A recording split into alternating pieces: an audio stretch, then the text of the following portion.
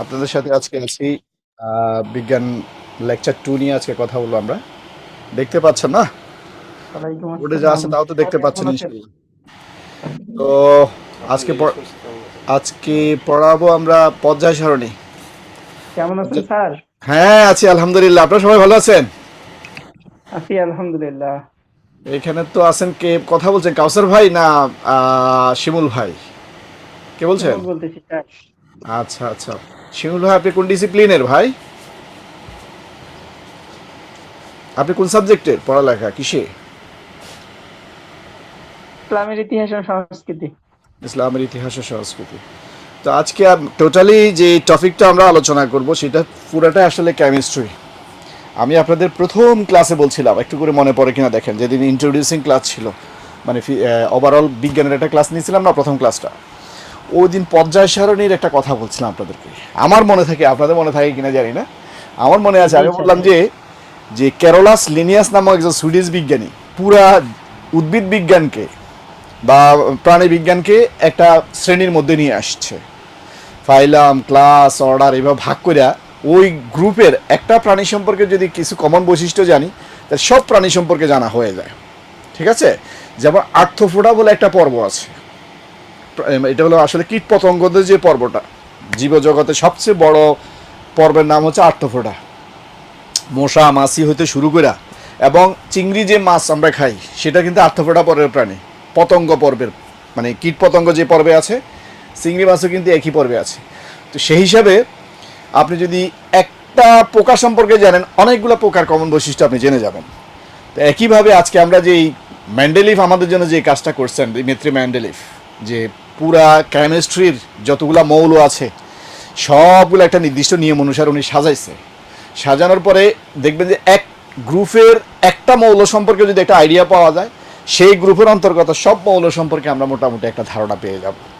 সেটার নামে হচ্ছে পর্যায় সারণী। তো আসুন, আমরা কয়জন আসছি, আমি মূল কাজে যাওয়ার আগে আমি আর একটু উপস্থিতি চিন্তা করছিলাম, আর একটু যদি বাড়ে তাহলে কথাগুলো বলতে আরও কমফোর্ট ফিল করবো আর কি। তাহলে ভাই, আজকে আমরা কি পড়াবো বলেন তো? পর্যায় আচ্ছা, সারণী। পর্যায় সারণী। সায়েন্সে যারা ইন্টারমিডিয়েট পর্যন্ত বা টুকটাক জ্ঞান আছে তারা, এটা হচ্ছে লেকচার 2, আমরা পড়াবো পর্যায় সারণী আপনাদের। তো প্রথমে একজনের নাম বলছি না, দিমেত্রি ম্যান্ডেলিফ।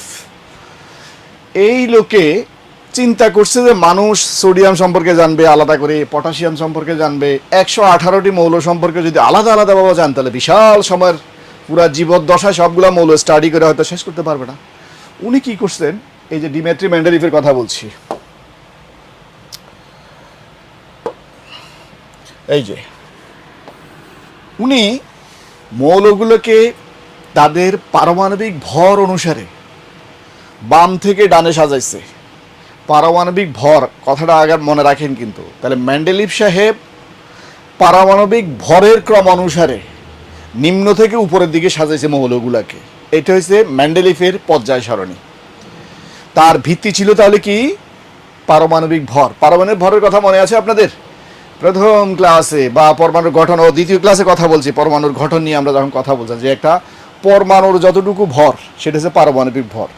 আর একটা পরমাণু গঠন করতে যেই কয়টা, একটা অনুগঠন করতে যেই কয়টি পরমাণু লাগে সেটাকে বলা হয় আণবিক ভর, না? সেই কয়টা পরমাণুর ভর মিলে হয় আণবিক ভর। যেমন ধরেন অক্সিজেন, পারমাণবিক ভর কত বলতে পারেন অক্সিজেনের?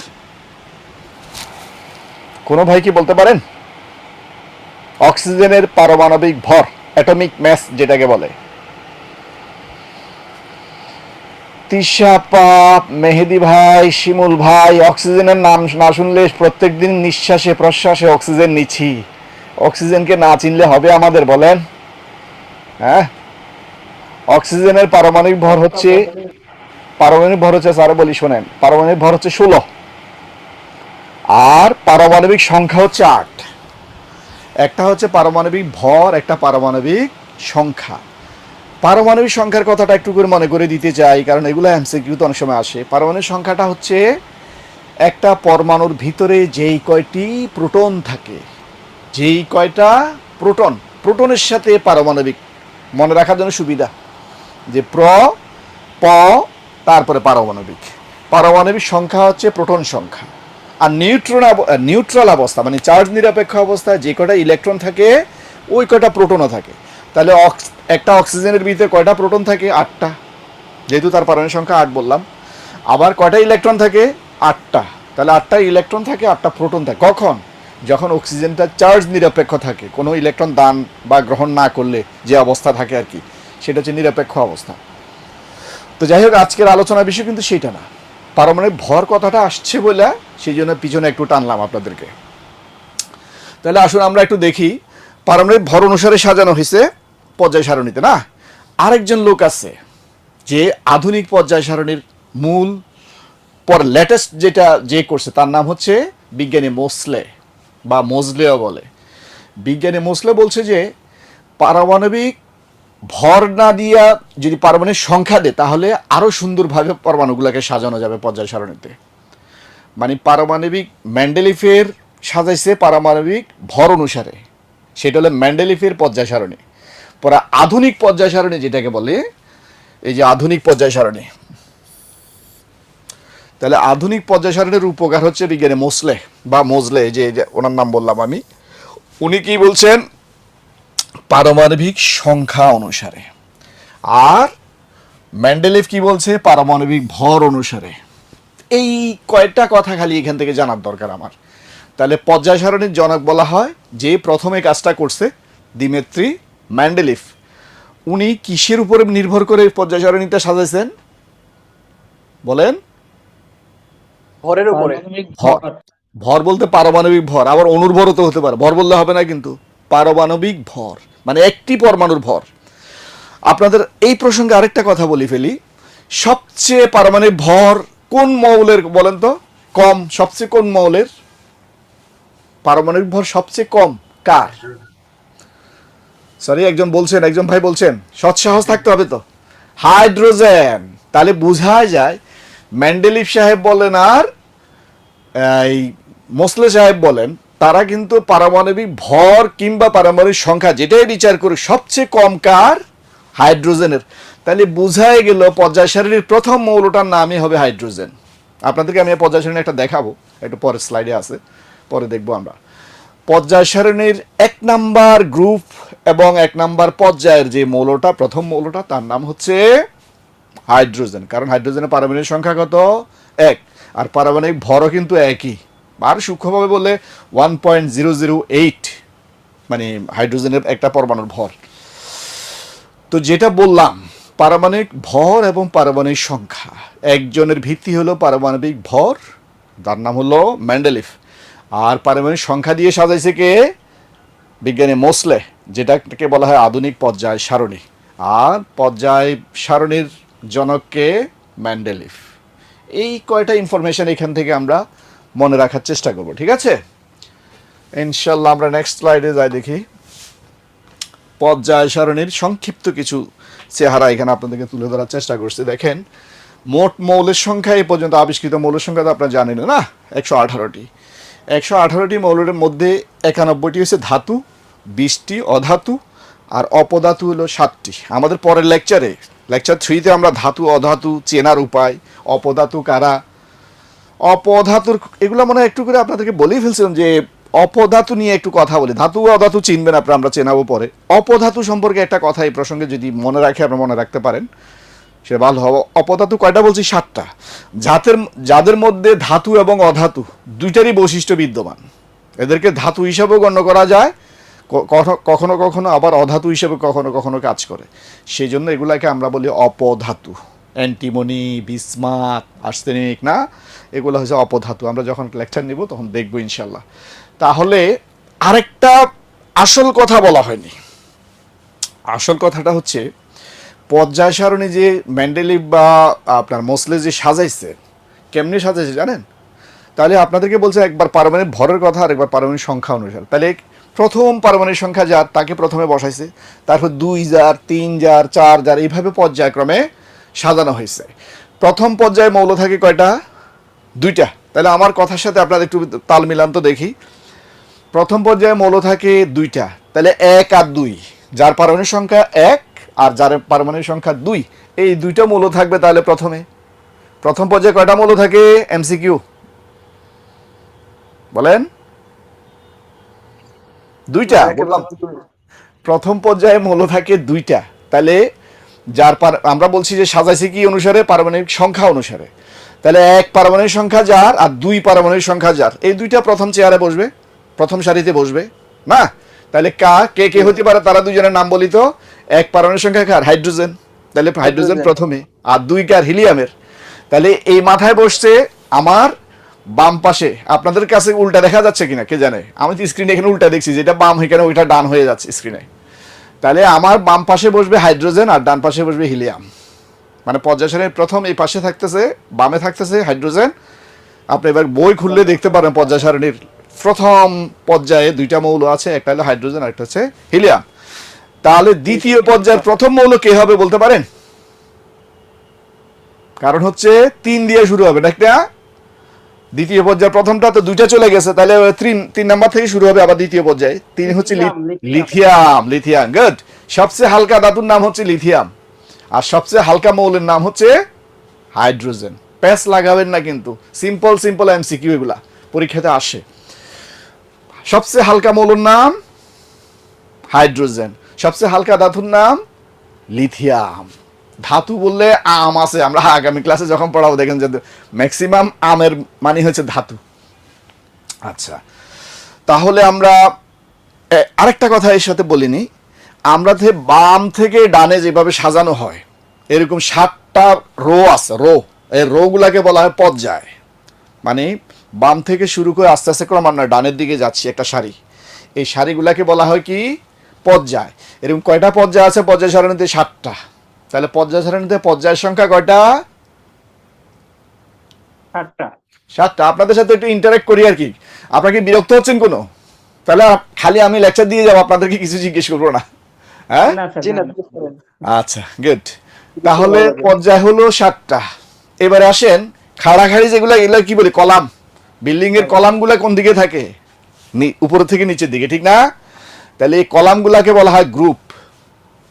পর্যায় বললাম 7টা, যেগুলা হচ্ছে এভাবে বাম থেকে ডানের দিকে ক্রমান্বয়ে যাবে, আর উপরের থেকে নিচের দিকে আছে এরকম কলাম আছে 18টা আধুনিক পর্যায় সারণীতে। আগে কিন্তু আমরা প্রত্যেকটা কলামের আবার গ্রুপ সাব গ্রুপ ছিল, গ্রুপ এ, গ্রুপ বি, 2 এর গ্রুপ এ, গ্রুপ বি। এখন কিন্তু টোটাল আপনি 18টা পাবো কি গ্রুপ, আর পর্যায় পাবো কয়টা? 7টা। আমার সামনে তো দেখতেছি 17টা স্যার। না, 18টা আছে। 18 নম্বরে আছে নিষ্ক্রিয় গ্যাসগুলা। আমি আসতেছি, আপনি কেমন 18টা আছে আপনি নিজেই দেখবেন বইয়ের মধ্যে, কোথায় 17 আছে কি আমি জানি না। 18 নম্বরে থাকবে নিষ্ক্রিয় গ্যাস, হিলিয়াম, নিয়ন, ক্রিপ্টন, জেনন। আমরা আসতেছি, আস্তে আস্তে দেখবো ইনশাল্লাহ, কোনো কনফিউশনের দরকার নাই। আচ্ছা, নেক্সট স্লাইডে যাই দেখি। এটা তো অনেকটা বলেই ফেলছি আপনি। এই যে দেখেন পর্যায় সারণীর 7টি পর্যায়, মনে রাখবেন এটা এমসিকিউর জন্য খুব ইম্পর্টেন্ট, এবং 18টি গ্রুপ রয়েছে, যেটা আমি কিছুক্ষণ আগে আপনাদেরকে বললাম। 7টি পর্যায়, 18টি গ্রুপ। বাঁ থেকে ডানে যে সারিগুলো আছে এগুলোকে পর্যায় বলি, আর উপর থেকে নিচে যে কলামগুলো আছে সেগুলোকে আমরা গ্রুপ বলি, যেটা আমি কিছুক্ষণ আগে আপনাদেরকে বললাম। এই হলো পর্যায় সারণী, মোটামুটি যতটুকু দেখা যাচ্ছে আর কি। দেখেন, খেয়াল করেন, এই হলো প্রথম পর্যায়ের মৌলের কথা আপনাদেরকে বলছিলাম। এই যে 1 নম্বরে কে বসে আছে? হাইড্রোজেন। 2 নম্বরে কে বসে আছে? লিথিয়াম। হিলিয়াম। 2 হলো হিলিয়াম। এই যে 2 নাম্বার পর্যায়, এটা হলো 1 নাম্বার পর্যায়। এটা এদিকের গুলা পর্যায়, আর এদিকের গুলা কি বলছি? গ্রুপ না? গ্রুপ। আচ্ছা, তা আপনি যে বললেন 17টা, ভাই আপনি এবার খেয়াল করেন, এই হলো 17, এটা হলো 18 নাম্বার। 18 নাম্বারের গ্রুপের আরেকটা নাম আছে, শূন্য গ্রুপ বলা হয় এটাকে। এটাকে জিরো গ্রুপও বলা হয়, এই জন্য এখানে সরাসরি লেখে নাই, খেয়াল করছেন? জি স্যার। এটা শূন্য গ্রুপ বললে আমরা আপনাদের সবসময় মনের পর্দা ভেসে উঠতে হবে কি? শূন্য গ্রুপ মানে হচ্ছে নিষ্ক্রিয় গ্যাস। নিষ্ক্রিয় গ্যাসগুলো নিয়ে আমরা বিস্তারিত কথা বলবো, কেন তারা নিষ্ক্রিয়, কিভাবে নিষ্ক্রিয়, তারা যৌগ গঠন করে কিনা আমরা একটু করে দেখব। তাহলে এটা হলো একটা আধুনিক পর্যায় সারণী। এখানে আমি আপনাদেরকে জাস্ট আপনারা তো আর কেউ রসায়নবিদ হবেন না, আর এত সবার জন্য কমন প্রশ্ন হবে, এটা তো আর খালি সায়েন্সের স্টুডেন্টের জন্য হবে না, এই জন্য খুব বেশি ভিতরে আপনাদের হয়তো নিবে না। তাহলে দেখেন পর্যায় আর হলো গ্রুপ, এই যে দুই নম্বরে বলছিলাম কে, 2 নম্বর পর্যায়ের প্রথম মৌলের নাম কি? লিথিয়াম। লিথিয়াম। তাহলে 2 নম্বরে কয়টা মৌল আছে? 8টা। 3 নম্বরও দেখেন 8টা। তাহলে দেখেন তো 2 এর লগে 8 যোগ করলে কত? 10 না? 10। 10। জি স্যার। তাহলে বোঝা যায় এই প্রথম গেল হিলিয়াম আর হাইড্রোজেন, পরে শেষ হবে কারে দিয়া? 10 জার, পারমাণবিক সংখ্যা 10 জার, তারে দিয়ে শেষ হবে, ঠিক না? নিয়ন। হ্যাঁ, নিয়ন, নিয়নকে দিয়ে শেষ হয়েছে। এরপরে 11 দিয়ে শুরু হবে তৃতীয় পর্যায়ের প্রথম মৌল, যেটা সবচেয়ে ইন্টারেস্টিং মৌল আমাদের। 11 হচ্ছে সোডিয়াম। এই যে সোডিয়াম। তৃতীয় পর্যায়ের প্রথম মৌলের নাম হলো সোডিয়াম। সোডিয়াম। আচ্ছা যাক, তাহলে আপনাদেরকে এই পর্যায় সারণীটা একটু করে দেখালাম এই কারণেই, রো পর্যায় মানে গ্রুপ এবং সারিগুলা চেনার জন্য। আর প্রথম প্রাইমারি কয়টা মৌল একটু মনে রাখবেন, যে কারে দিয়ে শুরু কারে দিয়ে শেষ, সবচেয়ে ভারী মৌল কোনটা এখান থেকে খুঁজে বাইর করা যাবে, কারণ হচ্ছে পারমাণবিক সংখ্যা অনুসারে যেহেতু সাজানো হয়েছে। এই যে উপরে এগুলো পারমাণবিক সংখ্যা, এই যে উপরে দেখা যাচ্ছে 1, এই যে দেখেন এটা হলো 2। পারমাণবিক সংখ্যা মানে কি ভুলে গেছেন নি কোনো? পিছনের দিকে আরেকটু জ্বালাই করে দেখি, পারমাণবিক সংখ্যা মানে কি? প্রোটন সংখ্যা। হ্যাঁ, গুড। সংখ্যা।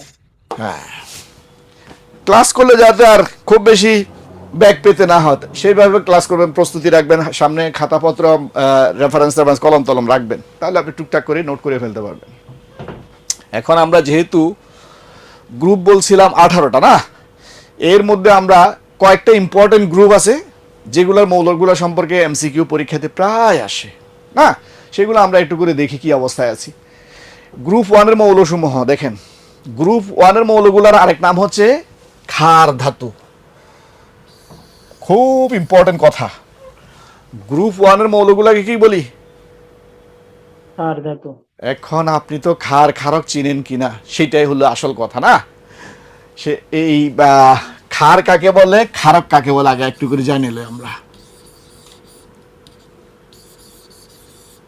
এটার আলাদা একটা ক্লাসও আছে, ক্ষার ক্ষারক অ্যাসিড, এই 3টা জিনিস নিয়ে আলাদা লেকচার আছে আমাদের। তারপরে এখানে আসছে যেহেতু আপনি ক্ষার ধাতু, ক্ষারে চিনলেন না, ক্ষার ধাতু কিভাবে চিনবেন?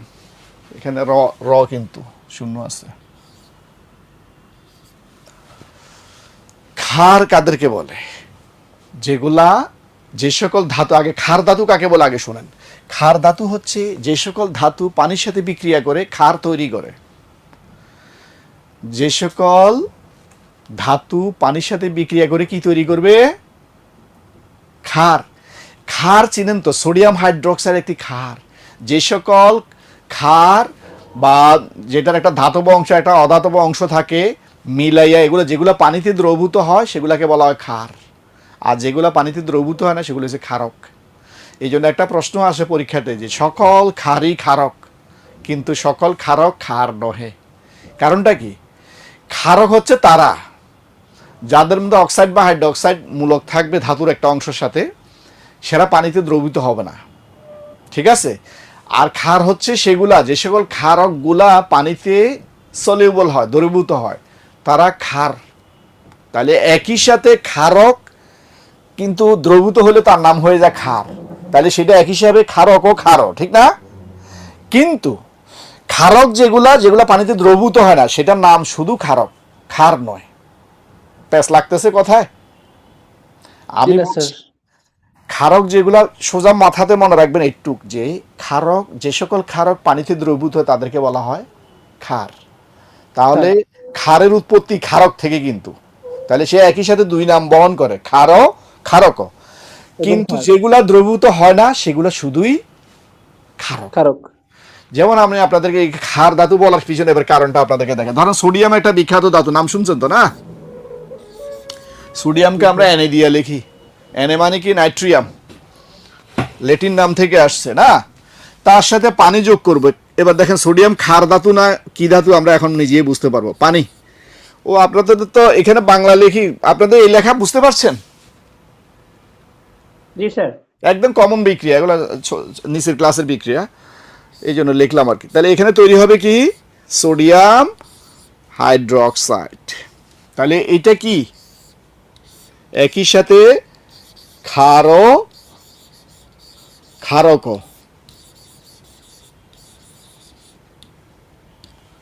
কারণটা কি জানেননি? বলেন তো, এটা সোডিয়াম হাইড্রোক্সাইড পানিতে দ্রবীভূত হয়। সোডিয়াম মৌলটা নিয়ে একটু কথা বলা দরকার আছে। পর্যায় সারণীর প্রথম কথা হচ্ছে সোডিয়ামের পারমাণবিক সংখ্যা কত বলেন তো? 11। 11। তারপর এটা কোথায় থাকবে? তৃতীয় পর্যায়ে। কেন জানেন তো? দুইটার পরে 10টা, তাহলে 2টার পরে 8টা যোগ করলে হয় 10টা, 10টার পরে 11 নম্বর মৌলটার নামই হচ্ছে সোডিয়াম পারমাণবিক সংখ্যা অনুসারে। তাহলে সে বসবে কোথায়? পর্যায় সারণীর একদম তৃতীয় পর্যায়ের প্রথমে বসবে। তার চেয়ারটা হচ্ছে তৃতীয় পর্যায়ের প্রথমে। আচ্ছা, তাহলে এই সোডিয়াম হলো ক্ষার ধাতু। এই যে আমরা বলছি গ্রুপ 1-এর মৌলসমূহকে সোডিয়াম, পটাশিয়াম, ক্যালসিয়াম। এই যে এখানে আমি আপনাদেরকে একটা মনে রাখার জন্য একটা ইয়া দিয়ে রাখছি, হাই লিনাকে রুনা চিপস ফ্রাই বলেছে। মানে এখানে এবার বলেন তো, হাই মানে হাইড্রোজেন, লি মানে লিথিয়াম, না মানে সোডিয়াম, কে মানে ক্যালসিয়াম, রুবিডিয়াম, তারপর সিজিয়াম, তারপর ফ্রান্সিয়াম, না? এইগুলা সংক্ষেপে মনে রাখা, আপনারা দেখলে মনে রাখতে পারবেন। আমাদের যে শীট দেওয়া আছে ইয়াতে, কি বলে যে ক্যারিয়ার এডে যে শীটটা আছে, ওখানে দেখেন সংক্ষিপ্ত নামের অনেক টেকনিক দেওয়া আছে, যে একসাথে গ্রুপ 1-এর মৌলগুলার নাম মনে রাখার জন্য টেকনিক। তাহলে আমরা ক্ষার ধাতু চিনলাম। একইভাবে ধরেন অ্যালুমিনিয়াম, এটা কিন্তু একটা ধাতু, না? অ্যালুমিনিয়ামের সাথে পানি যোগ করেন, কি তৈরি হবে? অ্যালুমিনিয়াম হাইড্রোক্সাইড, না? AlOH। এখন আমারে বলেন, এইটা পানিতে দ্রবীভূত হয় না সহজে, তাহলে এটা ক্ষার না ক্ষারক?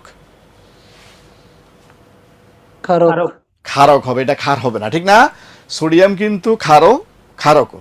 তাহলে একটা জিনিস অন্তত আমাদের ক্লিয়ার হলো, এদেরকে কেন ক্ষার ধাতু বলি? প্রথম 1-এর মৌলগুলাকে lithium hydroxide, sodium hydroxide, potassium hydroxide. Potassium হাইড্রোক্সাইডে কিন্তু ক্ষার, একই সাথে ক্ষারক, ওটা পানিতে দ্রবীভূত হয়।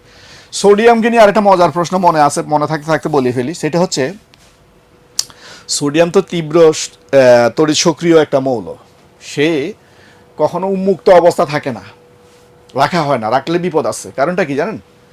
সোডিয়াম যখন আপনার ওপেনে রেখে দিবেন, সোডিয়াম দেখছেন আপনারা কখনো?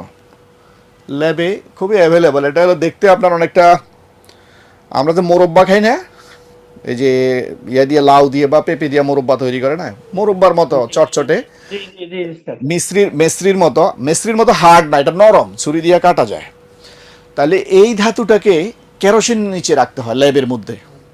গবেষণাগারে, দোকানে যারা বিক্রি করে, কেমিক্যালস বিক্রি করে, তারা একটা ইয়ার মধ্যে রাখতে হয়, কেরোসিনের নিচে রেখে মুখ বন্ধ করে রাখে। কারণটা হলো সোডিয়াম, এই যে কিছুক্ষণ আগে দেখলেন যে সোডিয়াম জলীয় বাষ্প, পানি তো জলীয় বাষ্প, না? বাতাসে জলীয় বাষ্পের কি অভাব আছে? অভাব নাই। তাহলে সোডিয়ামটা যখন খালি রাখবেন, সে পানি পাইলেই কি করে? বিক্রিয়া করে সোডিয়াম হাইড্রোক্সাইড তৈরি করে। সাথে এটা হচ্ছে এক ধরনের তাপ উৎপাদী বিক্রিয়া, মানে যে সকল রাসায়নিক বিক্রিয়ায় তাপ উৎপাদন হয় এগুলাকে তাপ উৎপাদী বিক্রিয়া বলা হয়। তাহলে এখানে প্রচুর তাপ তৈরি হয়। তো তাপ তৈরি হলে সমস্যা কি? গরম হয়ে যায়, গরম হয়ে আগুন ধরে যায়। প্রচুর সোডিয়াম হাইড্রোক্সাইড যখন একসাথে তৈরি হবে, তার সাথে প্রচুর তাপও তৈরি হয়। অনেক ল্যাবরেটরি অসতর্কতা বশত সোডিয়ামকে খালি জায়গায় রাখছিল, পুড়ে গেছিল, আগুন ধরে গেছিল ল্যাবে। এই জন্য বললাম যে এটা মনে রাখবেন, সোডিয়ামকে কেরোসিনের নিচে রাখা হয় যাতে ওই জলীয় বাষ্পের সাথে বিক্রিয়া করে তাপ উৎপাদন করতে না পারে। সেই জন্য তাকে কেরোসিনের নিচে রাখলে বাতাসটা কেরোসিনকে ভেদ করে কিন্তু সোডিয়ামের কাছে আর যেতে পারে না। বুঝতে পারছেন? এরপরে গ্রুপ 1-এর মৌলকে ক্ষার ধাতু কেন বলা হয়, এটা অলরেডি বলে ফেলছি। দেখছেন, এই গ্রুপের ধাতুসমূহ পানির সাথে বিক্রিয়া করে তীব্র ক্ষার তৈরি করে, যেটা আমি কিছুক্ষণ আগে আপনাদেরকে দেখাইলাম। সোডিয়ামটা যখন পানির সাথে বিক্রিয়া করে, তাহলে একটা ক্ষার তৈরি করে, সাথে তাপ তৈরি করে প্রচুর। এবারে আসেন গ্রুপ 2-এর মৌলগুলাকে বলা হয় মৃত ক্ষার বা মৃৎ ক্ষার। মৃত তো বলবো না, মৃৎ ক্ষার। মৃৎ শব্দটা কোত্থেকে আসছে বুঝছেন না? মাটি। তাহলে মাটির উপাদানগুলোর মধ্যে এই ধাতুগুলা পাওয়া যায় বলে মৃৎ ধাতু বলা হয়। কিন্তু ক্ষার বলার পিছনে কারণটা কি? ওই যে আগেরটা কারণ, এরা একই সাথে মৃত্তিকাতে পাওয়া যায় এবং ওই যে আগের মতো পানির সাথে বিক্রিয়া করে এরাও কিন্তু কি তৈরি করবে? ক্ষার তৈরি করবে, বললে এটার নাম হচ্ছে মৃৎ ক্ষার ধাতু। তাহলে গ্রুপ 2-এর আপনার অবজেক্টিভে যেটা আসবে, আপনাকে তো সায়েন্টিস্ট ভাববে না, কেমিস্ট্রির বা কেমিস্ট ভাববে না, আপনাকে একটা সাধারণ স্টুডেন্ট হিসেবে, আর্টস বলেন, কমার্স বলেন, সায়েন্স বলেন, তাদেরকে বলবে যে গ্রুপ 2-এর মৌলগুলার অপর নাম কি। বা কি মৃৎক্ষার ধাতুগুলা পর্যায় সারণীর কোন গ্রুপে পাওয়া যায়? তাহলে উত্তর হবে কি গ্রুপ 2 এর যে ধাতুগুলো আছে তাদেরকে আমরা মৃৎক্ষার ধাতু বলি। এখানে কয়টা মৌল থাকে? 6টি, এটা মনে রাখবেন, বেরিলিয়াম থেকে রেডিয়াম পর্যন্ত। এখানে আমি মনে রাখার একটা টেকনিক বলছি, দেখেন ব্যান্টেনের নাম শুনছেন আপনারা? এই যুগের ছেলে মেয়েরা তো ব্যান্টেনকে চেনার কথা, একটা কার্টুন ছিল ব্যান্টেন, ম্যাকগাইভার নাম শুনছেন? জি জি স্যার। হ্যাঁ, ম্যাকগাইভার দেখতেন না? যে কোনো অঘটন ঘটন পটিয়সী, যে কোনো কিছু থেকে সে রেস্কিউ হয়ে যেত না, যে কোনো ঘটনা থেকে তাকে আটকেলেও বাইর হয়ে যেত একটা না একটা কিছু দিয়া, হাতের কাছে যেটা পাইতো এটা দিয়ে সে একটা জিনিস তৈরি করে ফেলতো। এখন আর হয় না এটা বল। হ্যাঁ, ম্যাকগাইভার অনেক জনপ্রিয় একটা সিরিজ ছিল, আমরা যখন স্কুলে পড়তাম। ম্যাকগাইভারের যেদিন হবে সেদিন কেউ আর রাস্তাঘাটে থাকতো না, চলে আসতো ওই আলিপ লায়লার মতো। আচ্ছা, তাহলে ব্যান্টেন ম্যাকগাইভারকে স্ট্রং ব্যাট র্যাকেট দেবে বলছে, মানে ব্যান্টেনে ম্যাকগাইভারকে স্ট্রং ব্যাট র্যাকেট দেবে। এই দেবের কোনো অর্থ নেই, সেন্টেন্স পূর্ণ করার জন্য এটা আমি বলছি। তাহলে ব্যান্টেন হলো কি বেরিলিয়াম, ওই যে এখানে শুরু করছিলাম। ম্যাকগাইভার মানে ম্যাগনেসিয়াম, কে মানে ক্যালসিয়াম, স্ট্রং মানে স্ট্রনশিয়াম, তারপরে হলো বেরিলিয়াম, তারপরে হলো কি র্যাডন, এর রেডিয়াম। রেডিয়াম, বেরিলিয়াম থেকে রেডিয়াম পর্যন্ত এই 6টা ধাতুকে কি ধাতু বলবেন বলেন? মৃৎকার ধাতু। মৃৎক্ষার ধাতু কেন বলা হয়? মাটির মধ্যে পাওয়া যায়, মৃত্তিকাতে উপাদান হিসেবে থাকে। এবং ক্ষার ধাতু কেন বলা হয়? এরাও পানির সাথে বিক্রিয়া করে ক্ষারক তৈরি করতে পারে, তীব্র ক্ষার তৈরি করতে পারে, ঠিক না? গুড। এই এমসিকিউ শিখে ফেললেন অনেকগুলা।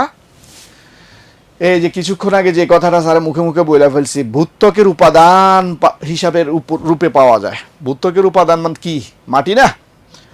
আমরা যে ভূপৃষ্ঠতে যেটার উপর দাঁড়ায় থাকি সেটা তো মাটি। এই মাটির উপাদান রূপে পাওয়া যায় বললে এগুলার নাম হচ্ছে মৃৎক্ষার ধাতু। পানির সাথে বিক্রিয়া করে ক্ষারক গঠন করতে পারে। এটা কিন্তু অলরেডি স্যারে বলে ফেলছি যে সকল ক্ষারই ক্ষারক, কিন্তু সকল ক্ষারক ক্ষার নয়। পানির সাথে বিক্রিয়া করে ক্ষারক কিভাবে গঠন করে স্যারে দেখাইছি, কিন্তু এখানে আরেকবার আপনাদেরকে পটাশিয়াম দিয়ে দেখি। হ্যাঁ, পটাশিয়াম। হ্যাঁ, কিছু বলবেন? আচ্ছা, দেখেন পটাশিয়াম একটা তীব্র সক্রিয় মৌল, তড়িৎ সক্রিয় মৌল। এবং তার পারমাণবিক সংখ্যা কত বলেন তো পটাশিয়ামের? 10 19 19। 19 10 কে বলছেন? 10 হচ্ছে কার? নিয়নের। 10 10 কেন বলবেন? আচ্ছা 10 কখনো বলবেন না, কারণ 10 হলে ভেজাল আছে। 10 হলে কি হয়? ওই যে আপনাদেরকে ওই দিন যে ইলেকট্রন বিন্যাস শিখেছিলাম মনে আছে? একটু করে আপনাদের রিকল করি, 2n স্কোয়ারের কথা আপনাদের সাথেই হয়েছিল। 2n স্কোয়ার সূত্রটা কি আপনাদেরকে বলছিলাম না? এখানে n হচ্ছে কি অরবিট নাম্বার, মানে কক্ষপথের সংখ্যা। ধরেন প্রথম কক্ষপথে কয়টা ইলেকট্রন আছে এই সূত্র দিয়ে বাইর করতে পারে, দ্বিতীয় কক্ষপথে কয়টা ইলেকট্রন থাকতে পারে, তৃতীয় কক্ষপথে কয়টা ইলেকট্রন থাকতে পারে, এই সূত্র দিয়ে কিন্তু বাইর করতে পারবো। তাহলে বলেন তো প্রথম কক্ষপথে কয়টা ইলেকট্রন থাকবে?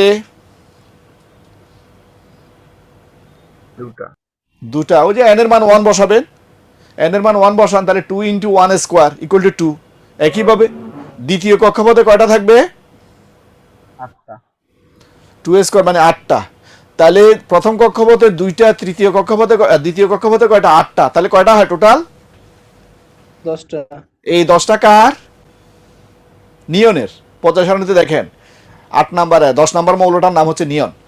এখন যার 8টা থাকে সেটা নিয়ে বিশাল ভেজাল আছে।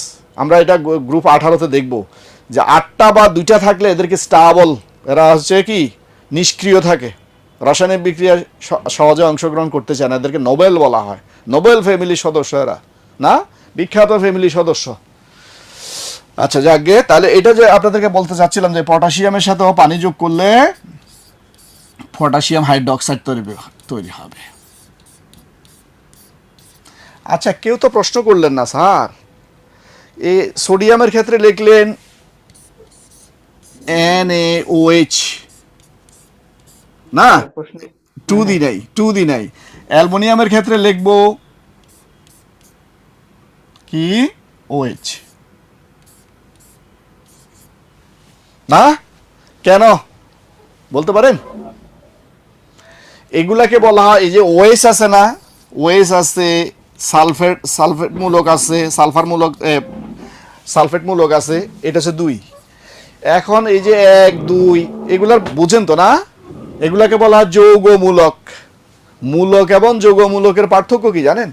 একগুচ্ছ পরমাণু যখন একটা পরমাণু নিয়ে আচরণ করবে, এইখানে দেখেন কয়টা পরমাণু, সালফারের একটা, অক্সিজেনের 4টা, এই 5টা পরমাণু মিলিয়ে একটার মতো আচরণ করলে তখন এগুলাকে বলা হয় যৌগমূলক, ইংরেজিতে বলা হয় রেডিক্যাল। ঠিক আছে? তাহলে এইখানে এটার যোজনী হচ্ছে 2 আর এটার যোজনী হচ্ছে 1। এই যে এখানে আমি বললাম সোডিয়ামের 1, হাইড্রোক্সিলের 1, এই জন্য বসে নাই।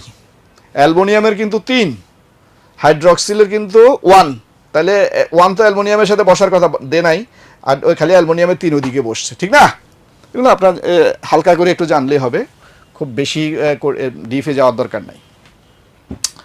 আচ্ছা, তাহলে আমরা 2n² সূত্রটা মনে রাখেন, কোন পর্যায়ে কতটা মৌল থাকবে, আরে ইলেকট্রন থাকবে পর্যায়ে, পরমাণুর গঠনের অরবিটের মধ্যে কোন শক্তি স্তরে কতটি ইলেকট্রন থাকবে সেটা নির্ণয় করার জন্য সহজ সূত্র হচ্ছে এইটা। আপনাকে এখন আমি যদি বলি যে 3 নাম্বার অরবিটে কয়টা থাকবে, আপনি নিজে বাইর করে 3² 2 দিয়ে গুণ করলে কত, 18টা হবে।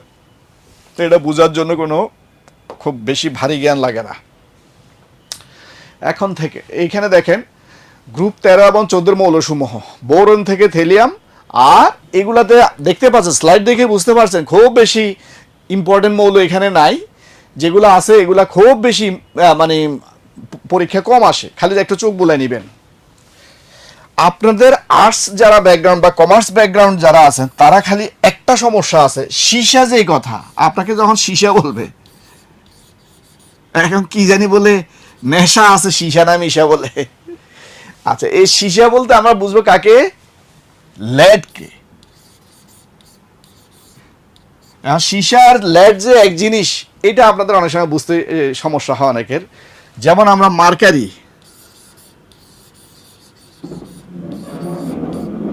মার্কারি মানে কি বলেন তো? পারদ। আপনারা আরেকটা জিনিস এই ফাঁকে আপনাদের সাজেশন দিয়ে রাখি, সেটা হচ্ছে পর্যায় সারণীর মধ্যে কিছু আনকমন মৌল আছে যাদের প্রতীক সংকেতগুলা আনকমন শব্দ। যেমন আপনাদের স্বর্ণের কি জানেন নাকি? স্বর্ণের প্রতীক কি?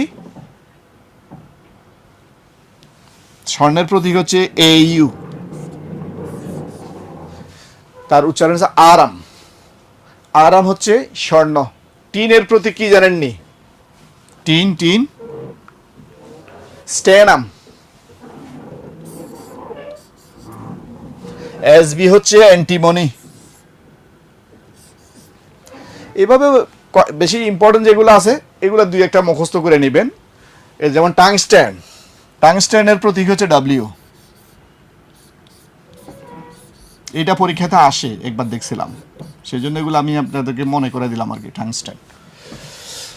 তো এইভাবে 118টার নাম তো হয়তো মুখস্থ করতে পারবেন না, ইম্পর্টেন্ট দেখে দেখে কয়েকটা মুখস্থ করে নিলেন আর কি।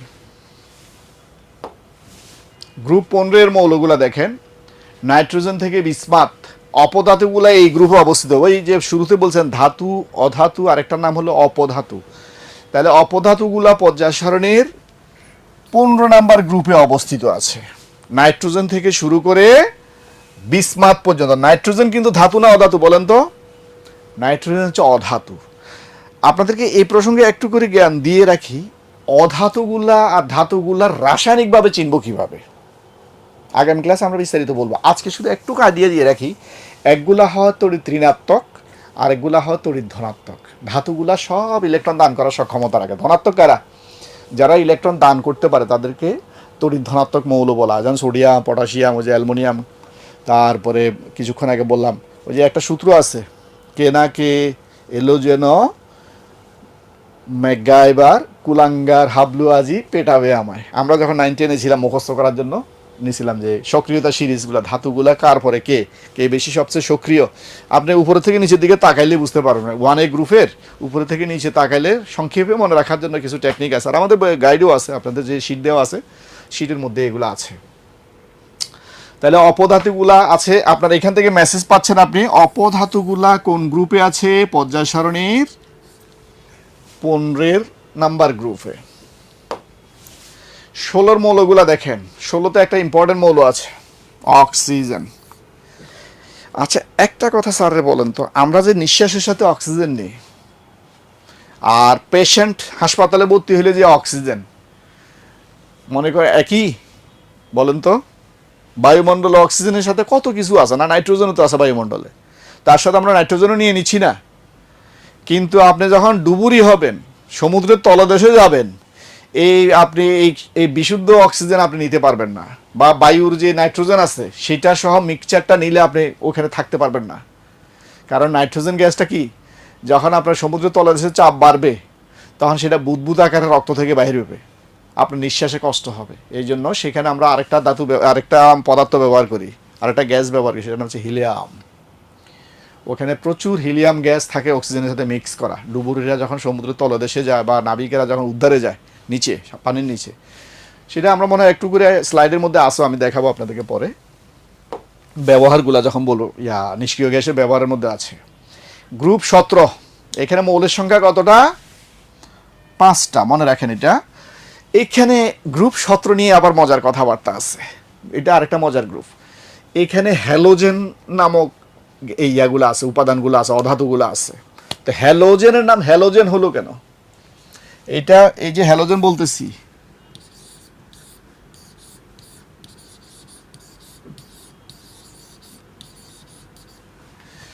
Why it is called halogen? হ্যালোজেনাস থেকে হ্যালোজেন শব্দটা আসছে, হ্যালোজেনাস। হ্যালোজেনাস শব্দের অর্থ হলো লবণ উৎপাদক, সল্ট প্রডিউসার।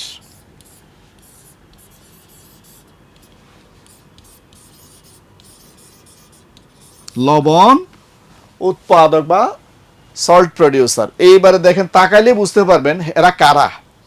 পর্যায় সারণীর 17 নম্বর গ্রুপে স্পেশাল 4টা মৌল আছে, সেগুলোকে সংক্ষেপে আমরা এক্স দিয়ে লিখি। এক্স মানে হতে এটা ক্লোরিন হইতে পারে, ফ্লোরিন হইতে পারে, ব্রোমিন হইতে পারে, আয়োডিন হতে পারে। এই যে আয়োডিনের নাম তো আপনারা সব সময় লবণের মধ্যে আয়োডিন খুঁজেন, ঠিক না? কারণটা কি? সমুদ্রের পানিতে প্রচুর আয়োডিন থাকে।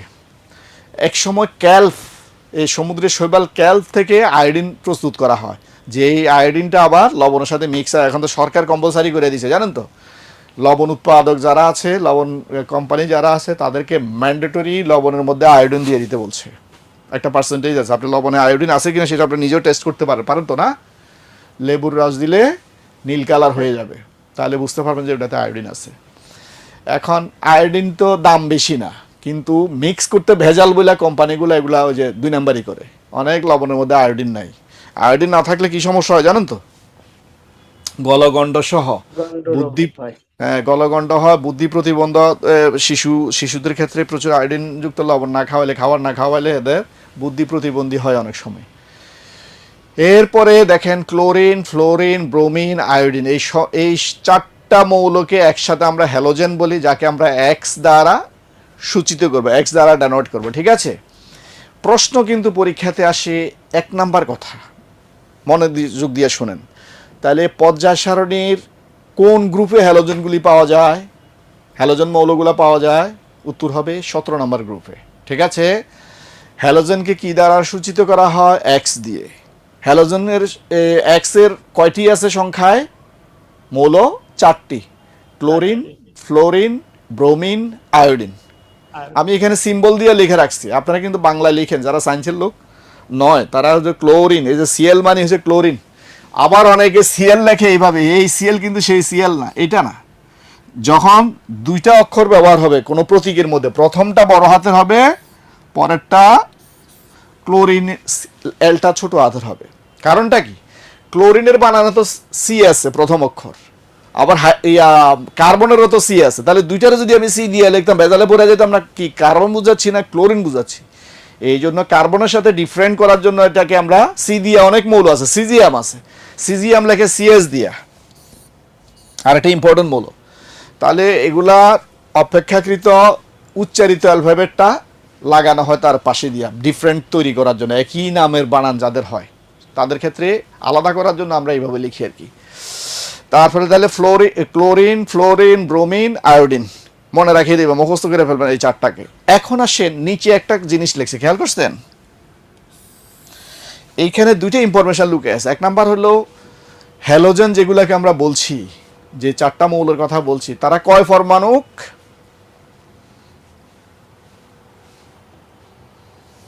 তারা কয় পরমাণু দিয়ে অনুগঠন করে? দুইটা। এই যে নিচে 2 2 দেখছেন না, খুব চিন্তাতে পড়ে গেছেন না? মর্জিনা আপা কি আছেন? শুনতে পাচ্ছেন? হ্যালো, মর্জিনা আপা কি আমাকে শুনতে পাচ্ছেন?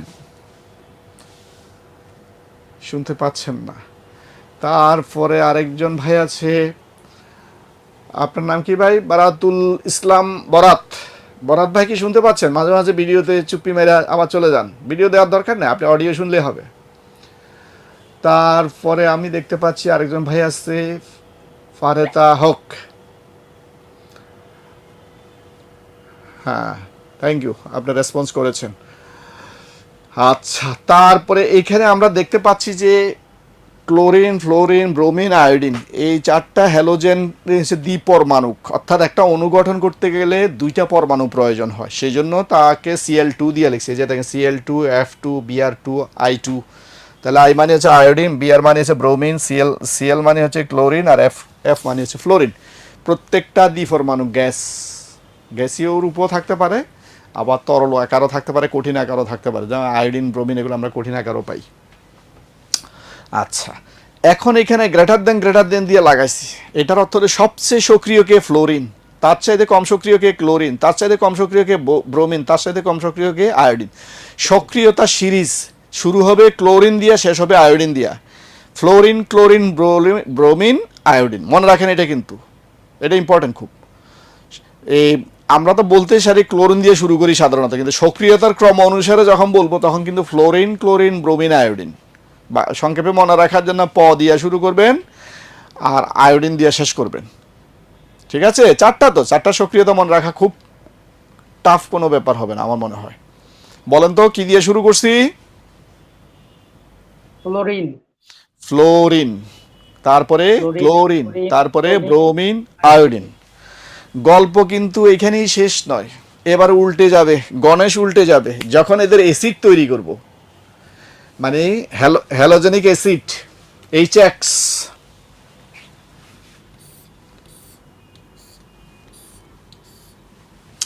HX দিয়ে আপনি কি বুঝছেন? H তো হাইড্রোজেন, X মানে কি? হয় ক্লোরিন, না হয় ফ্লোরিন, না হয় ব্রোমিন, না হয় আয়োডিন। মানে X এর বদলে এই চারটার যে কোনো একটা আপনি বসাইতে পারবেন, ঠিক না? তাহলে হাইড্রোক্লোরিক অ্যাসিড, এটার সাথে যখন ক্লোরিন বসবে সেই অ্যাসিডটার নাম কি হবে? Hydrochloric acid. যেমন ফ্লোরিন বললে কি? Hydrofluoride acid, hydrobromic acid, hydroiodic acid. Iodic acid, bromic acid, fluorine acid এবং হাইড্রোজেন ক্লোরাইড অ্যাসিড। যেটা হাইড্রোজেন ক্লোরাইড যে অ্যাসিডটা আছে, এটা নিয়ে আমার একটা স্মৃতি মনে আছে যে একই জিনিস, হাইড্রোজেন ক্লোরাইড একটা হলো গ্যাস, এই যে HCl গ্যাসও বলা হয়। যেমন যখন আমি এইভাবে লিখি, এটা হলো কি? গ্যাসীয় রূপ। আবার HCl, এটা কিন্তু আবার অ্যাসিডও, কিন্তু হাইড্রোক্লোরিক অ্যাসিড না, নাম শুনছেন না? এটা সবচেয়ে কমন অ্যাসিড। আমাদের পেটের ভিতরে হাইড্রোক্লোরিক অ্যাসিড আছে, জানেন তো? আমরা যত কিছুই খাই, বায়োলজির ক্লাসে এটা প্রসঙ্গক্রমে বলবো হয়তো যদি সুযোগ থাকে, আমরা যত কিছু খাই সেখানে একটা অম্লীয় পরিবেশ তৈরি করতে হয় না হজমের জন্য? পেটের মধ্যে তো নানা রকম আছে, কি বলে, প্রভাবক, উৎসেচক না? আপনার প্রোটিন জাতীয় খাবার খাইতেছেন, লিপিড জাতীয় খাবার খাচ্ছেন, কার্বোহাইড্রেট জাতীয় খাবার খাচ্ছেন, নানা রকমের খাবার খাই আমরা। সেগুলাকে পাচন প্রক্রিয়ায় এগুলাকে শরীরে অ্যাবজর্পশন করার জন্য এগুলাকে ভাঙা হয়, ভাঙতে হলে একটা অম্লীয় পরিবেশ তৈরি করতে হয়। সেই অ্যাসিডটা যে অম্লীয় পরিবেশ তৈরি করে যে অ্যাসিডটা পেটের ভিতরে, সেটা নাম হচ্ছে হাইড্রোক্লোরিক অ্যাসিড। এই যে অ্যাসিডটা আপনার গ্যাস্ট্রিক হয় না? বলে যে পেটের মধ্যে গ্যাস আছে প্রচুর, না জ্বালাফোড়া করতেছে, ভাই কেন বলেন তো? এই হাইড্রোক্লোরিক অ্যাসিড। আপনি নির্দিষ্ট টাইমে যদি না খান, খাওয়ার দাওয়ার যদি বেশি অনিয়ম করেন, তাহলে কি গ্যাস্ট্রিক হওয়ার সম্ভাবনা সবচেয়ে বেশি থাকে। কারণটা কি? ওই যে অ্যাসিড তো তৈরি হয় নির্দিষ্ট টাইমে আপনি খাবেন, অ্যাসিডে আপনার সেই খাবারটাকে অ্যাসিড দিয়া পরিবেশ তৈরি করবে, অম্লীয় পরিবেশ তৈরি করবে। কিন্তু আপনি খাবার খাইলেন না, অ্যাসিড এই উপস্থিত হয়ে গেছে, অ্যাসিড ঠিকই সময়মতো এসে হাজির, কিন্তু আপনি সেই সময়মতো খাবার খান নাই, অনিয়মিত। এই অ্যাসিডটা কী করবে, পেটে আপনার জ্বালা পোড়া তৈরি করবে, সেটাকে আমরা কি বলি, অ্যাসিডিটি বলি পেটের মধ্যে। এটা আরেকটা মজার জিনিস বলে ফেলি, এই যে ক্ষার বলছেন না কিছুক্ষণ আগে, আমরা ক্ষারক দেখছি না, ক্ষার আর অ্যাসিডের বিক্রিয়া কি তৈরি হয় জানেন কিনা? একটা ভালো কথা মনে পড়ছে। স্যার তেলের খাবার খেলে তো ইয়া হয় হ্যাঁ, ওটা। তেলের খাবার খান মানে তেলের সাথে প্রচুর আপনার যায়, ফ্যাট জাতীয় জিনিস যায়, যে ইনডাইজেশন হয়, ঠিক না? এখন আপনার তেলের খাবার খাইলে অ্যাসিড তৈরি হবে এমন কোনো কথা নাই। আপনার তেল জাতীয় খাবারকে দ্রবীভূত করতে গেলে আপনার যেই পরিমাণ অ্যাসিডের প্রয়োজন হয়, সেই বেশি পরিমাণ অ্যাসিডটাকে সাপ্লাই দিতে হয়, সেই জন্য আপনার অ্যাসিডিটি তৈরি হয়। এই একটা হলো উসিলা, সরাসরি কে দায়ী? হাইড্রোক্লোরিক, তেলের খাবার সরাসরি দায়ী না, কিন্তু হাইড্রোক্লোরিক অ্যাসিডটা ওই অম্লীয় পরিবেশ তৈরি করার জন্য ফ্যাটি, যেগুলো আপনি ভাজা পোড়া খাচ্ছেন তাদেরকে নিউট্রালাইজ করতে প্রচুর অ্যাসিড লাগে আমাদের, সেই জন্য অ্যাসিডিটি তৈরি হয়। আচ্ছা, আপনাদেরকে যেই কথাটা বলতে যাইয়া থেমে গেলাম সেটা হচ্ছে, হ্যাঁ, যে পেটে ব্যথা অ্যাসিডিটির কারণে যাদের আলসার হয়ে যায়, আমরা ছোটোকালে দেখছি, তখন তো চিকিৎসা বিজ্ঞান, এই যে এখন যে আমরা ওমেপ্রাজল খাই, প্যান্টোপ্রাজল খাই না, ইসিমোপ্রাজল, নাম শুনেছেন এগুলার? জি স্যার, জি। গ্যাস্ট্রিকের ওষুধ। তারপরে অ্যান্টাসিড খান। অ্যান্টাসিড হলো একবারে আপনার পেটের মধ্যে অ্যাসিড তৈরি হয়ে গেছে, তা আপনি অ্যান্টাসিড খাচ্ছেন। অ্যান্টাসিডের গায়ে কি লেখা আছে, প্রধান উপাদান দেখছেন খাইয়া? যেমন অ্যান্টাসিড ট্যাবলেটগুলো আছে না, অ্যান্টাসিড প্লাস, কারণ কোন কোম্পানির আছে তো বাজারে, তো ওইটা চুষে চুষে খাই বা সরাসরি খান, আপনি পেটের ভিতরে কি আছে, হাইড্রোক্লোরিক অ্যাসিড,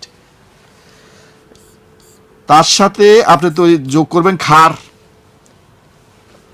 তাহলে অ্যাসিড, আমি বাংলা লিখে আপনাদেরকে দেখাচ্ছি, জায়গা আছে এখানে, হ্যাঁ এখানে জায়গা আছে, অ্যাসিড যোগ ক্ষার কি তৈরি হবে বলেন তো? লবণ যোগ পানি। খুব মজার একটা রিয়াকশন, এটাকে বলা হয় প্রশমন বিক্রিয়া। কি লিখছি, প্রশমন বিক্রিয়া, নিউট্রালাইজ ইলেকশন বলা হয়, রিয়াকশন বলা হয়, নিউট্রাল রিয়াকশনও বলা হয়। মানে কি, ছিল আপনার পেটে অ্যাসিড, আপনি খাইছেন ট্যাবলেট অ্যালুমিনিয়াম হাইড্রোক্সাইড, তাহলে অ্যালুমিনিয়াম হাইড্রোক্সাইড এটা যোগ করে অ্যালুমিনিয়াম ক্লোরাইড তৈরি করবে আর একটা পানি তৈরি করবে, তাহলে আপনার যে অ্যাসিডটা ছিল সে লবণ এবং পানিতে কনভার্ট হয়ে অ্যাসিডটা চলে গেল পেটের থেকে। এই জন্য ইনস্ট্যান্ট পেটে ব্যথা হইলে, আগের মানুষে খাবার সোডা খাইতো, যখন পেটে ব্যথা হতো, যে বুঝতো যে তার আলসার হয়ে গেছে, ব্যথা হচ্ছে, তখন সে কী করতো, একটু খাবার সোডা খাইতো। খাবার সোডা মানে কি, ক্ষার। তাহলে ওই যে যেটাকে আমরা সোডিয়াম বাইকার্বনেট বলি, এই সোডিয়াম বাইকার্বনেট যখন খাবেন, তাহলে লবণ এবং পানি তৈরি হয়ে অ্যাসিডটাকে সে জিরো বানিয়ে দিবে, এই অ্যাসিডটাকে সে লবণ এবং পানিতে কনভার্ট করে আপনার পেটের থেকে অ্যাসিডটা দূর করে দিবে। এটা হলো টেম্পোরারি ট্রিটমেন্ট, যখন ইনস্ট্যান্ট রিলিফ পাওয়ার জন্য। আপনার পেটে প্রচুর গ্যাস তৈরি হয়েছে বা অ্যাসিড তৈরি হয়েছে, আপনি কি অ্যান্টাসিড খাচ্ছেন, অ্যান্টাসিড খেলে পেটের ভিতরে অ্যান্টাসিডটা যে অ্যাসিডের সাথে বিক্রিয়া করে এই মেকানিজমে কাজ করবে, করে ইয়া করে দেবে। আর পরে যে আমরা ওমেপ্রাজল বা প্যান্টাপ্রাজল খাই, সেটা হচ্ছে একদম মূলে গিয়ে কাজ করবে, আপনার প্রোডাকশন বন্ধ করবে। এটা কিন্তু প্রোডাকশন বন্ধ করবে না, এটা হচ্ছে আপনার যতটুকু প্রডিউস হয়েছে সেটাকে নিউট্রাল করবে, কিন্তু ঘোরাঘরে কাজ করবে না। এই জন্য অ্যান্টাসিড কোনো পার্মানেন্ট ট্রিটমেন্ট না। আচ্ছা, এইবারে দেখেন অ্যাসিড যেগুলার বলছিলাম আপনাদেরকে, প্রথম আপনাকে সক্রিয়তা সিরিজে পাইছিলাম ফ্লোরিন, সবার আগে মনে আছে? ফ্লোরিন, ক্লোরিন, ব্রোমিন, আয়োডিন, এই যে এর আগে স্লাইডে যেটা দেখাইছিল। এখন অ্যাসিড যখন তৈরি হয়েছে, HX যেটাকে আমরা বলছিলাম, তখন সক্রিয় সিরিজটা কিন্তু উল্টে গেল, একবার সবার শেষেরটা আগে চলে আসছে, খেয়াল করছেন? আপনারা কি আমার কথা শুনতেছেন? হ্যাঁ, জি জি জি জি। আগের সাথে কিন্তু উল্টা, খেয়াল করে দেখেন, প্রথমে ছিল ফ্লোরিন, ক্লোরিন, ব্রোমিন, আয়োডিন, এখন কিন্তু আগে আয়োডিন চলে আসছে, অ্যাসিড তৈরি হয়েছে যেগুলাতে। তাহলে অ্যাসিডের মধ্যে সবচেয়ে সক্রিয় অ্যাসিড হচ্ছে হাইড্রোআয়োডিক অ্যাসিড, তারপর হাইড্রোব্রোমিক, তারপর হাইড্রোক্লোরিক, লাস্টে হাইড্রোফ্লোরাইড। তাহলে অ্যাসিডের সক্রিয়তা সিরিজ আর হ্যালোজেনের সক্রিয়তা সিরিজ একটা আরেকটার উল্টা। এখন মনে রাখবেন খালি হ্যালোজেনের সক্রিয়তা সিরিজটা, যে ফ্লোরিন দিয়ে শুরু করবে, অ্যাসিডের ক্ষেত্রে জাস্ট উল্টা হবে এই জিনিস। হ্যাঁ, হাইড্রোআয়োডিকটা আগে চলে আসবে, যখন অ্যাসিড তৈরি করবে HX এই যে H মানে কি, HCl হইতে পারে, H আয়োডিন হইতে পারে, H ক্লোরিন, আরে ক্লোরিন তো দিছে, HF হইতে পারে, আর এটা কি বলছে HBr, সংক্ষেপে H লিখি আর কি আমরা। এক্স মানে হচ্ছে ক্লোরিন, ফ্লোরিন, ব্রোমিন, আয়োডিন। এদের একসাথে কি বলে, এই চারটাকে একসাথে কি বলে ভাই? না, হ্যালোজেন। হ্যাঁ, একসাথে বলি আমরা এদেরকে হ্যালোজেন। আরেকটা এমসিকিউ, এটাকে কি কোনো কিছু বলা যায় না?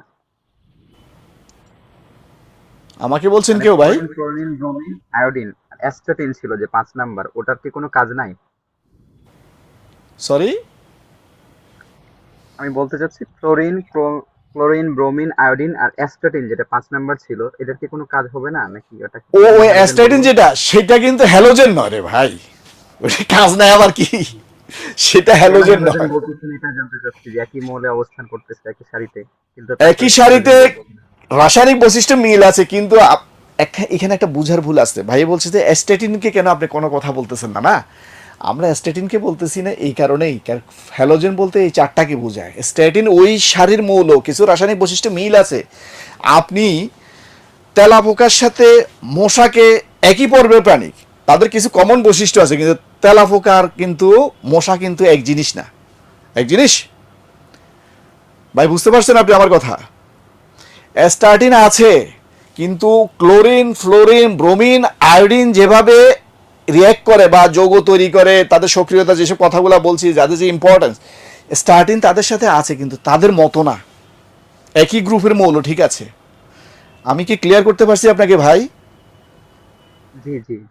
ওকে, এখন আসেন অ্যাসিডের আরেকটা অতিরিক্ত জিনিস আপনাদেরকে দিয়ে রাখি। খালি একটা মনে রাখবেন, তাহলে আরেকটা জাস্ট উল্টা। এখন যদি একটাই উল্টা মনে রাখেন, তাহলে দুইটাই ভুল হয়ে যাবে। এক্ষেত্রে খুব খেয়াল করে শুনেন।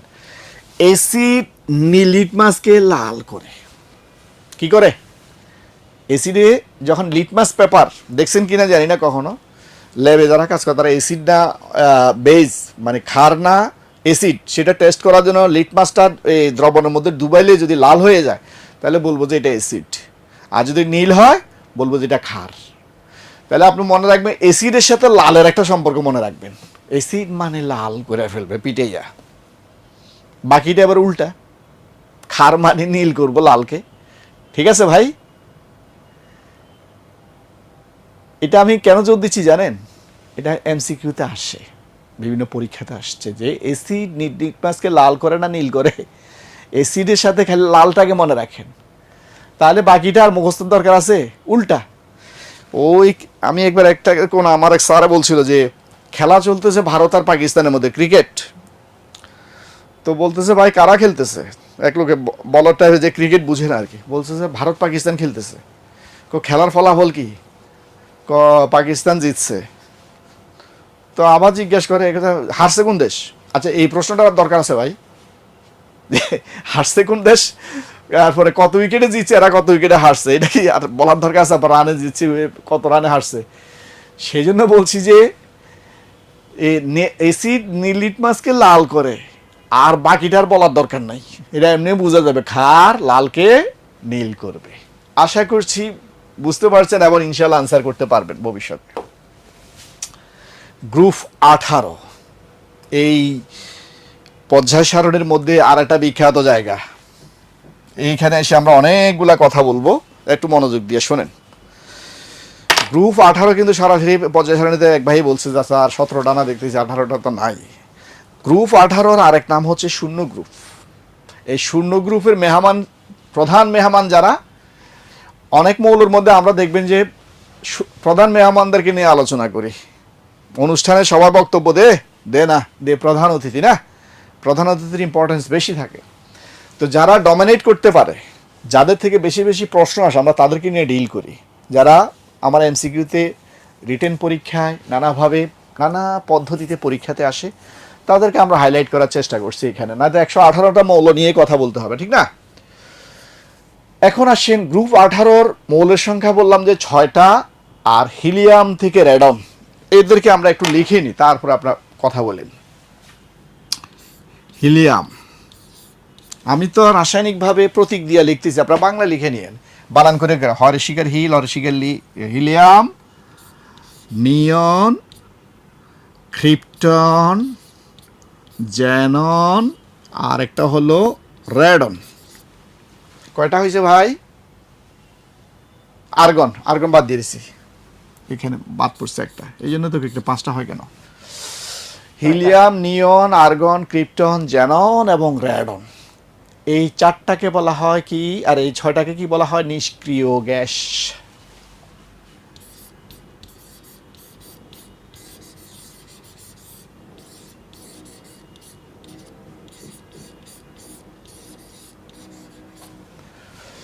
তাহলে এখান থেকে প্রথম এমসিকিউটা আপনাদেরকে আমি জিজ্ঞেস করি, নিষ্ক্রিয় গ্যাসগুলি পর্যায় সারণীর কোন গ্রুপে আছে? 18 নয় 18 নাম্বার অবলিক 0। 0। এই তো পারে গেছেন। একটা যে আপনাদেরকে আগে বলে রাখি ভাই, আপনাদেরকে ওই হিলিয়ামের ইলেকট্রোবিন্যাস লিখো, ওই প্রশ্ন আসার সম্ভাবনা কম। হিলিয়ামকে কেন নিষ্ক্রিয় বলা সেটা আসার সম্ভাবনা একটু আছে, তাও সেটাও কিন্তু বুঝার জিনিস আছে, রাসায়নিক বৈশিষ্ট্যগুলো জানার ব্যাপার আছে। কিন্তু এটা জানার জন্য আইনস্টাইন হওয়া লাগবে না যে নিষ্ক্রিয় গ্যাসগুলি কত নাম্বার গ্রুপে আছে। ঠিক আছে, নিষ্ক্রিয় গ্যাসগুলির আরেকটা নাম বলি, লেখেন, সেটা হচ্ছে নোবেল গ্যাস বলা হয় এদেরকে। NO, আবার বানানে বি, ভি আর বি, নোবেলে আবার প্যাস লাগাই দিয়েন না, নোবেল বানান 2 রকমের আছে, NOBLE, আরেকটা হলো NOVEL। আমরা বলছি এটার কথা, নোবেল পুরস্কার যদি দেওয়া হয় যে এই নোবেল, সেই নোবেলের কথা আমরা বলছি। আচ্ছা আচ্ছা, এরপরে হলো, এই প্রশ্নটা কি আমারে করেছেন ভাই কেউ?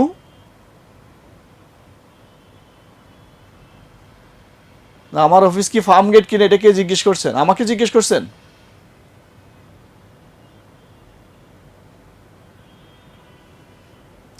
আচ্ছা যাকে, তাহলে আমরা নোবেল গ্যাস কয়টি?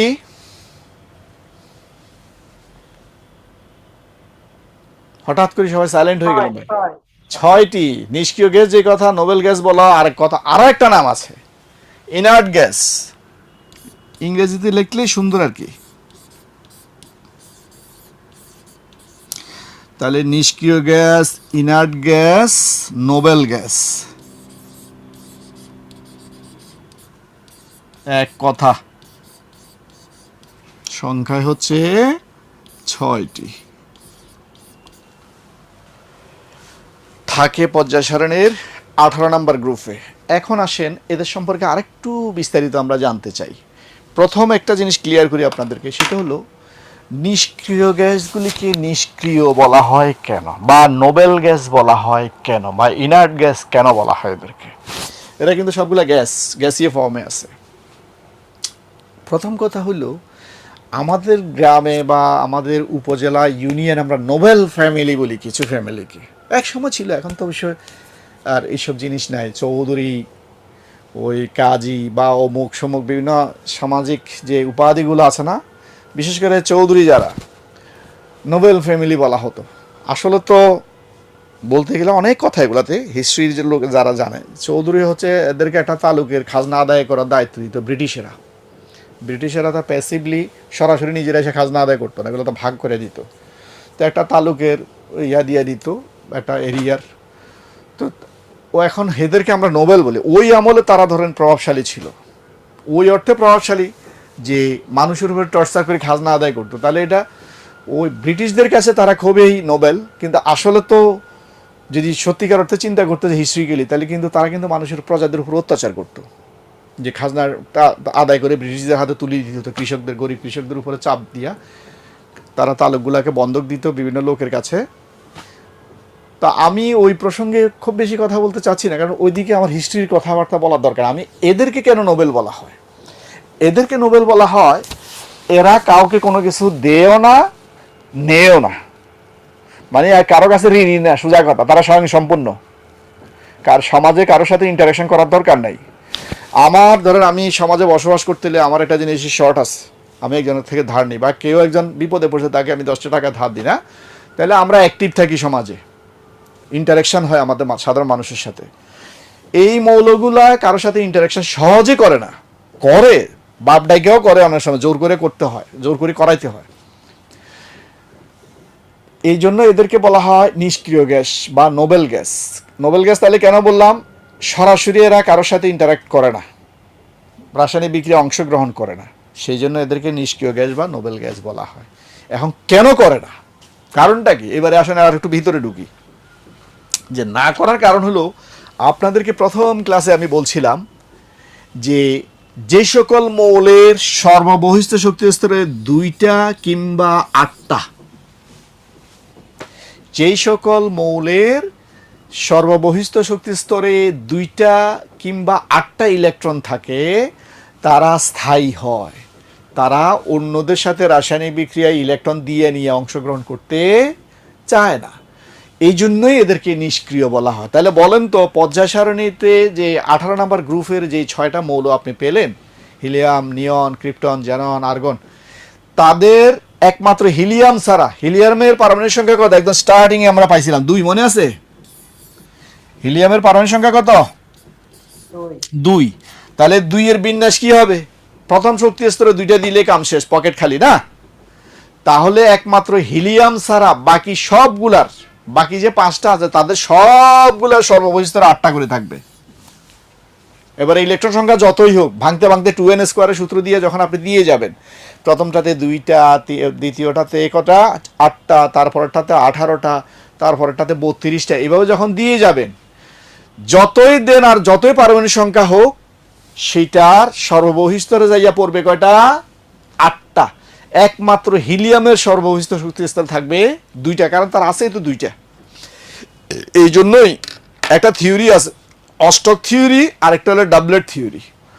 ডাবলেট থিওরি মানে সর্ববহিস্থ শক্তি স্তর 2টা থাকবে, আর যাদের 8টা থাকবে সেটাকে হলো অক্টেট থিওরি মেনে চলে। এখন পরমাণুর একটা ন্যাচারাল বৈশিষ্ট্য হলো, যেই কোনো পরমাণু চায় কি করতে?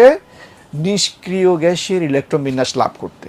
তাহলে নিষ্ক্রিয় গ্যাসের ইলেকট্রন বিন্যাস আপনাদেরকে বললাম, হয় 2 নয় 8, সর্ববহিস্থ শক্তি স্তর 2টা অথবা 8টা লাভ করতে চাওয়ার যে প্রবণতা যে কোনো মৌলের, যারা 2টা এবং 8টা অর্জন করতে পারে তখন তারা স্টেবল হয়ে যায়, তার আগে তারা আনস্টেবল। যেমন আপনাদেরকে একটা উদাহরণ দিয়ে বলছিলাম প্রথম ক্লাসে, মনে পড়ে কিনা দেখেন তো? আমরা সোডিয়াম ক্লোরাইড গঠন করে না, এটা লবণ না? আমরা যে খাদ্য লবণটার মূল উপাদান হচ্ছে সোডিয়াম ক্লোরাইড। এটা কিভাবে তৈরি হয় জানেন কিনা? সোডিয়ামের পারমাণবিক সংখ্যা কিছুক্ষণ আগে আপনাদেরকে বললাম যে 11, আর ক্লোরিনের পারমাণবিক সংখ্যা কত জানেন? 17। তাহলে 2n স্কোয়ারের ফর্মুলা অনুসারে, 2n স্কোয়ার যে সূত্রটা আছে মনে আছে তো? এই সূত্র অনুসারে 11টা কিভাবে ভাঙবেন বলেন তো? প্রথম শক্তি স্তরে তো থাকতেই পারে 2টা, চেয়ারে আছে 2টা, তারপরে শক্তি স্তরে কয়টা বসবে? 8টা, হাতে আমার তো 11টা আছে, টোটাল 11টা, তাহলে 2টা আর 8টা দিতে পারি, 10টা গেল। তৃতীয়টাতে থাকতে পারে কয়টা? 18টা, কিন্তু আমার হাতে আছে কয়টার বলেন? 2টা আর 8টা, 10টা চলে গেছে, আর একটা না? এটা কি বুঝছেন আপনারা? স্যারের কথা এই সূত্র অনুসারে আমি বসাইছি, কিন্তু আরেকবার স্যার, আরেকবার প্লিজ একটু মনোযোগ দিয়ে দেখেন। সোডিয়ামের পারমাণবিক সংখ্যা হচ্ছে 11, এর অর্থ হলো তার মধ্যে 11টা ইলেকট্রন আছে, 11টা প্রোটন আছে না? নিরপেক্ষ অবস্থায় 11টা ইলেকট্রন আছে, 11টা প্রোটন আছে। এখন এই 11টা ইলেকট্রন কিভাবে আছে ভিতরে, পরমাণুর ভিতরে, সোডিয়াম পরমাণুর ভিতরে কিভাবে সাজানো আছে? আপনাদেরকে আমি 2n স্কোয়ার সূত্রের কথা বলছি। তার প্রথম কক্ষপথে কয়টা থাকবে? n এর মান 1 যখন হবে এটা প্রথম কক্ষপথ, n এর মান 2 মানে দ্বিতীয় কক্ষপথ, n এর মান 3 মানে তৃতীয় কক্ষপথ। তাহলে প্রথম কক্ষপথে n এর মান 1 বসালে প্রথম কক্ষপথে কয়টা বসবে? 2টা। সেই 2টা দিলাম, এটা হলো প্রথম অরবিট। এবারে দ্বিতীয়তে কয়টা থাকবে? ওই যে n এর মান 2 বসাইলে 4 দ্বিগুণে 8, এই যে 8টা দিলাম দ্বিতীয় কক্ষপথে। তাহলে গেল কয়টা? 2টা আর 8টা কয়টা হয়েছে? 10টা, কিন্তু আছে কয়টা? 11টা। তাহলে আর তৃতীয় কক্ষপথে তো থাকতে পারে 18টা, কিন্তু আমার কাছে তো নাই রে ভাই, আমার কাছে আছে কয়টা? একটা। এখন যোগ করেন না, এই 2, 8 আর 1 যোগ করলে 11 মিলে কিনা? কঠিন মনে হচ্ছে আপনাদের কাছে না? আপনাদের আসলে টেনশন করার কিছু নেই, এগুলো আপনাদের আসবে না। আমার হয়তো ইন্টারেস্ট লাগছে দেখে আপনাদেরকে আমি হয়তো বলতেছি আর কি। তবে একটু জানা লাগবে, প্রথম কক্ষ সর্ববহিষ্ঠ শক্তি স্তরে সোডিয়ামের কয়টা ইলেকট্রন থাকে। তো আপনি যদি এটা না বুঝেন তাহলে তো আপনি বলতে পারবেন না যে সর্ববহিষ্ঠ স্তরে 11 তো 2 8 তৃতীয় কক্ষপথে 18টা থাকার কথা, 2 আর 8 তো 10টা খরচ হয়ে গেছে, হাতে আছে একটা, সেটা তৃতীয় কক্ষপথে বসছে।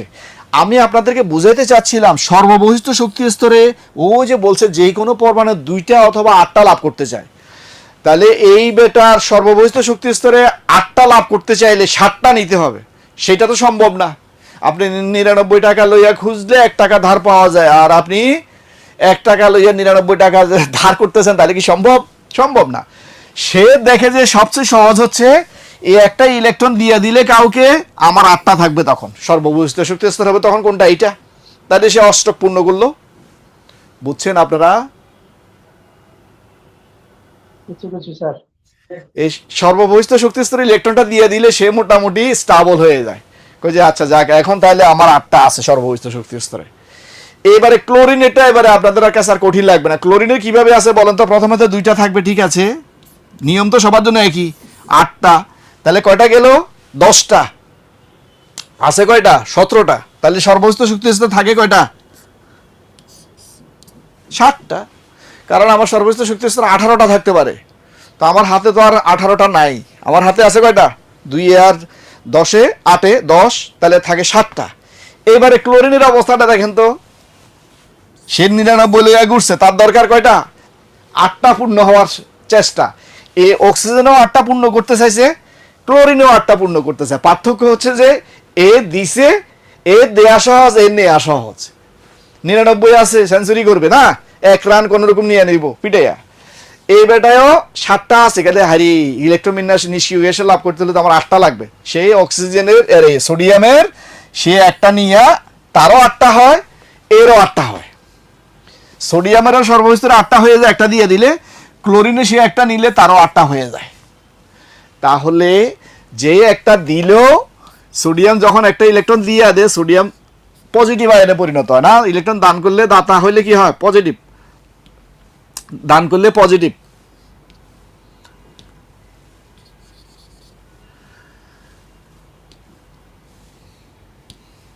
দান করলে পজিটিভ হবে। আর যে নিল, কে নিছিল মনে আছে? ক্লোরিন। সে কয়টা নিছে? একটা। তাহলে তার কান্দের উপরে নেগেটিভ সাইন, আমি ঋণী। আপনি কারোর থেকে যদি ঋণ নেন, আপনার গলার মধ্যে একটা সাইনবোর্ড ঝুলাই দিবলে আপনার ঋণী। ক্লোরিন একটা ইলেকট্রন নিছে বলে তার কান্দে সাইনবোর্ড ঝুলাই দিছে ঋণ চিহ্ন। আর সে বেটা দাতা, ডোনার, যে আমি একটা দিছি অতএব আমি পজিটিভ। আচ্ছা, এখানে আরেকটা মজার কথা আপনাদেরকে বলি, যদিও ব্যাকগ্রাউন্ড কেমিস্ট্রি না হলে এটা খুব বেশি দরকার নেই আপনাদের। মজা সেটা হলো যে যে দিল সে পজিটিভে কনভার্ট হয়েছে। এই কথাটার অর্থটা কি? যে সোডিয়াম প্লাসের অর্থটা কি? আর ক্লোরিন মাইনাসের অর্থটা কি?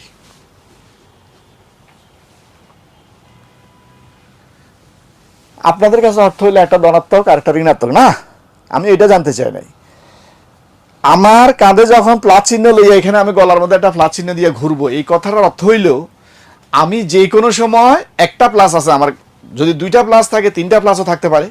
আমার সোডিয়াম যদি, আমার নাম যদি সোডিয়াম হয়, আমার বুকের মধ্যে সাইনবোর্ড ঝুলাই দিছি +1+, তাহলে এর অর্থ হইলো আমি যে কোনো সময় একটা ইলেকট্রন গ্রহণ করার ক্ষমতা রাখি।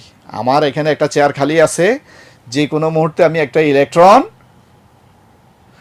আচ্ছা রং চেঞ্জ করে নিব ভাই, ঠিক আছে, মানে মানে ইয়াটা কালারটা দেখা যাচ্ছে না, না লালেনি। আমি এখানে লিখেছি Cl- আর সোডিয়াম প্লাস, এখন দেখা যায় তো না? আমি এটা লিখছিলাম ভাই। তো সোডিয়াম প্লাসের অর্থ হইলো সে একটা ইলেকট্রন দিয়ে দিছে, এর অর্থ কি? তার একটা চেয়ার খালি আছে, যে কোনো সময় সে একটা ইলেকট্রন নিতে পারবে। আর ক্লোরিনের নিচে সে সবসময় ঋণী, সে যে কোনো সময় একটা ইলেকট্রন কি করতে পারবে? ত্যাগ করতে পারবে। এইটার অর্থ হলো সেটা। আমি আপনাদের ঋণের চিহ্ন হলো যে কোনো সময় একটা ইলেকট্রন সে ত্যাগ করতে পারবে, আর সোডিয়াম প্লাস মানে সে যে কোনো সময় একটা ইলেকট্রন নিতে পারে। তাহলে দাতা একটা হলো মাইনাস চিহ্নওয়ালা, একটা হলো প্লাস চিহ্নওয়ালা। এই দুইটার মধ্যে একটা তড়িৎ স্থির বৈদ্যুতিক বল বলা হয় আর কি, যে আকর্ষণ বল কাজ করে করে সোডিয়ামের মাইনাস আর এটার প্লাস মিলাইয়া হয় সোডিয়াম ক্লোরাইড। এই বন্ধনটাকে আমরা প্রথম ক্লাসে আপনাদেরকে একটু করে বলছিলাম, আমাদের ক্লাস আছে এটার উপরেও, তড়িৎযোজী বন্ধন বলা হয় বা আয়নিক বন্ধন বলা হয়। তাহলে আয়নিক বন্ধন বা তড়িৎযোজী বন্ধন কোনটা? যখন ইলেকট্রন দিয়ে নিয়ে রাসায়নিক বন্ধন গঠন করে। আর ইলেকট্রন শেয়ারের মাধ্যমে, হ্যাঁ এটা আমরা গত ক্লাসে লেকচার 2-তে বলছি, ইলেকট্রন শেয়ারের মাধ্যমে যেটা হয় সেটার নাম হচ্ছে সমযোজী বন্ধন। আর ইলেকট্রন আদান প্রদানের মাধ্যমে যেটা হয় সেটাকে বলে কি বন্ধন? তড়িৎযোজী বন্ধন। মনে থাকবে ভাই? আচ্ছা, আসুন এবার আমরা এদেরকে বিরল গ্যাসও বলা হয় বা নোবেল গ্যাস বা বিরল গ্যাস। আরো একটা নাম দেখছেন নতুন কথা, বিরল। আমরা কিছুক্ষণ পরে দেখব বিরল ধাতু আছে কিছু, সেগুলো আমরা দেখব।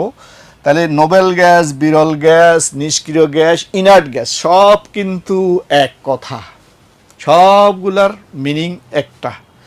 যেমন আমরা আমার শ্বশুর বাড়ি, আমার পোলার নানার বাড়ি, বউয়ের বাপের বাড়ি, না বাড়ি কিন্তু একটাই ঘুরে ফিরে। এইখানে যত কথা বলা আছে, নোবেল গ্যাস বলেন, ইনার্ট গ্যাস বলেন, নিষ্ক্রিয় গ্যাস বলেন, বিরল গ্যাস বলেন, সবই হচ্ছে নিষ্ক্রিয় গ্যাস। সেই কয়টাকে বুঝাবে? কয়টা বলছি? নিষ্ক্রিয় গ্যাস কয়টা ভুলে গেছেন? 6টা। 6টা, ভুলে গেলে চলবে না। আচ্ছা, নিষ্ক্রিয় গ্যাসগুলি কয় পরমাণুক? মানে তাদের অনুগঠন করতে হলে কয়টা পরমাণু লাগে? এই যে উত্তর এখানে আছে দেখেন, এরা এক পরমাণুক। কারণটা কি? তাহলে হিলিয়াম লিখবেন কেমনে? এতক্ষণ যে আমি হিলিয়াম হিলিয়াম লিখছি আপনারা খেয়াল করছেন?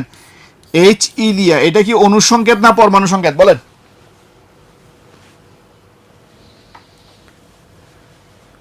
ভাই রে, বুঝতে হবে তো। আমি বললাম যে এক পরমাণু গ্যাস, তাহলে এটা অণু ও পরমাণু এক কথা। অক্সিজেনের পরমাণু লিখলেও ও দিয়া লিখতেন, আর অণু লিখলেও ও টু লিখতাম। মানে কি, দুইটা পরমাণু মিলে একটা অণু তৈরি হয়, ঠিক না? এই ক্ষেত্রে নিষ্ক্রিয় গ্যাসগুলোর ক্ষেত্রে এক কথা, যেটা অণু সেটাই পরমাণু, কারণ তা সে নিজে জন্মগতভাবে এক পরমাণুক। বুঝতে পারছেন কথা আমার? ওকে, বুঝলে আমরা সামনের দিকে যাই। আজকে ভাবছিলাম যে খুব তাড়াতাড়ি শেষ হয়ে যাবে ক্লাস, কিন্তু দেখা গেল যে আসলে শেষ পর্যন্ত সময় লাগলোই। দেখেন, হিলিয়াম গ্যাসের ব্যবহার আমরা দেখব কোথায় কোথায় হিলিয়াম গ্যাস। এখন কিন্তু একটু মনোযোগ দিয়ে, এখন একদম মুখস্থর মতো রাখতে হবে। এখানে খুব বেশি কেমিস্ট্রি নেই। কেমিস্ট্রি এতক্ষণ যেগুলো বুঝাইছি, যে গাঠনিক টাঠনিক, এগুলো হলো বোঝার জিনিস। আপনি হিলিয়াম গ্যাস কোথায় ব্যবহার হয়, কোন কাজে লাগে, লাগে না কোথায়, হিলিয়াম গ্যাসের সংকেত কি, প্রতীক কি, এগুলো বোঝা না, এগুলো হচ্ছে মুখস্থ করার জিনিস। হিলিয়াম গ্যাস ব্যবহার করা হয় উড়োজাহাজ এবং বেলুনে। বলে কেন? এবার এখানে একটু বোঝার জিনিস আছে। দেখেন, সবচেয়ে হালকা ধাতুর মৌলের নাম কি?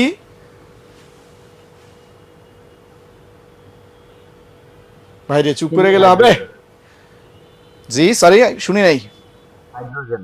হাইড্রোজেন। তো হালকা যেটা সেটা না ব্যবহার করা, তাহলে হিলিয়াম ব্যবহার করি কেন বেলুনের মধ্যে? হালকা মানে কি, যেটা বেলুন, দেখেন বেলুনের মধ্যে হিলিয়াম গ্যাস ভরে দিলে আস্তে আকাশের দিকে উঠে যায়। কেন বলেন তো? উপরের দিকে উঠে নিচের দিকে পড়ে না কেন? বাতাস অপেক্ষা হালকা যেগুলা, সেগুলো তো বাতাসের উপর উঠে যাবে, আর যেগুলা ভারী সেগুলা নিচে পড়ে যাবে। এই জন্য হিলিয়াম গ্যাস এবং হাইড্রোজেন গ্যাস আমরা ব্যবহার করতে পারতাম, করি অনেক সময়, কিন্তু হাইড্রোজেন গ্যাস ইজ রিস্কি। হাইড্রোজেনের নাম হাইড্রোজেন কেন জানেননি? এগুলো ল্যাটিন নাম তো। এটাকে ভাঙলে পাওয়া যায় হাইড্রোজেনাস।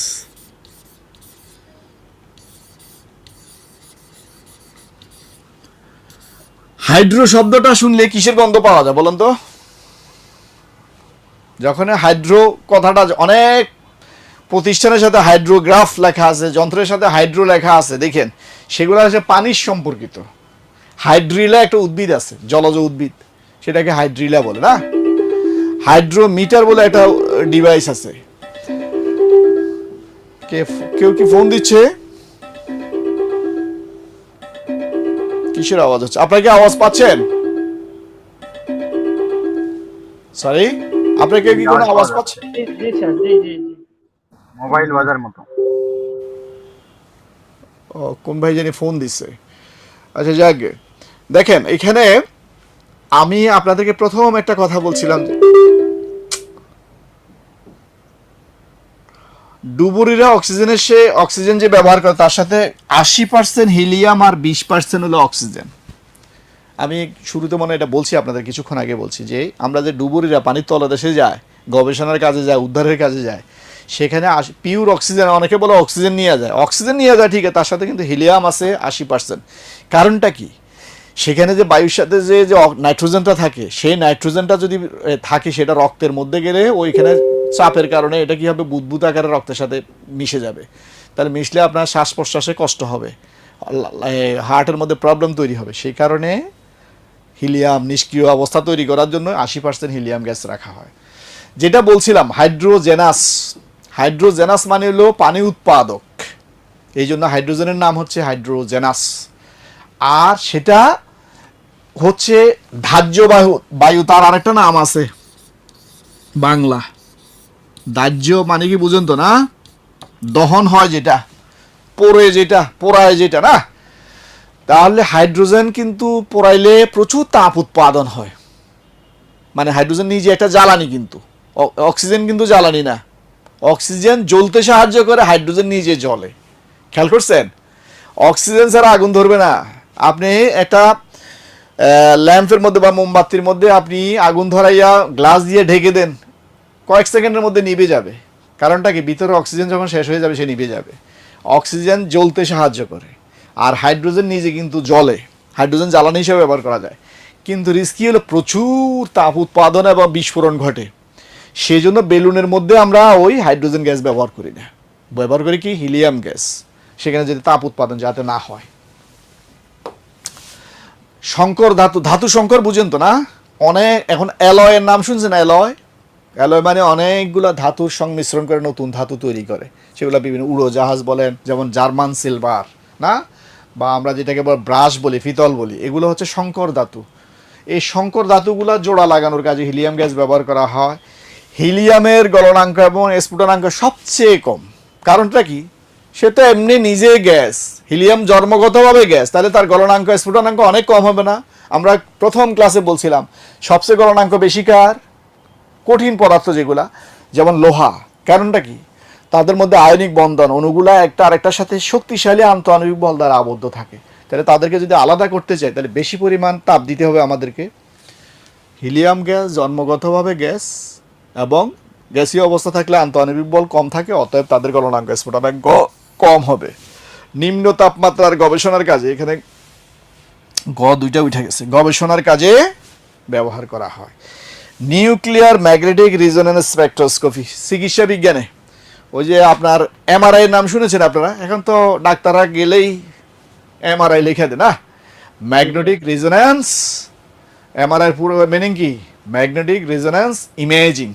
ম্যাগনেটিক তড়িৎচুম্বকীয় রিজোনেন্স তৈরি করে, অনুনাদ তৈরি করে সামগ্রিক একটা অঙ্গের ছবি তৈরি করা হয়, এটাকে এমআরআই বলা হয়। একইভাবে আরেকটা চিকিৎসা আছে, এটা হচ্ছে NMR, nuclear magnetic resonance spectroscopy.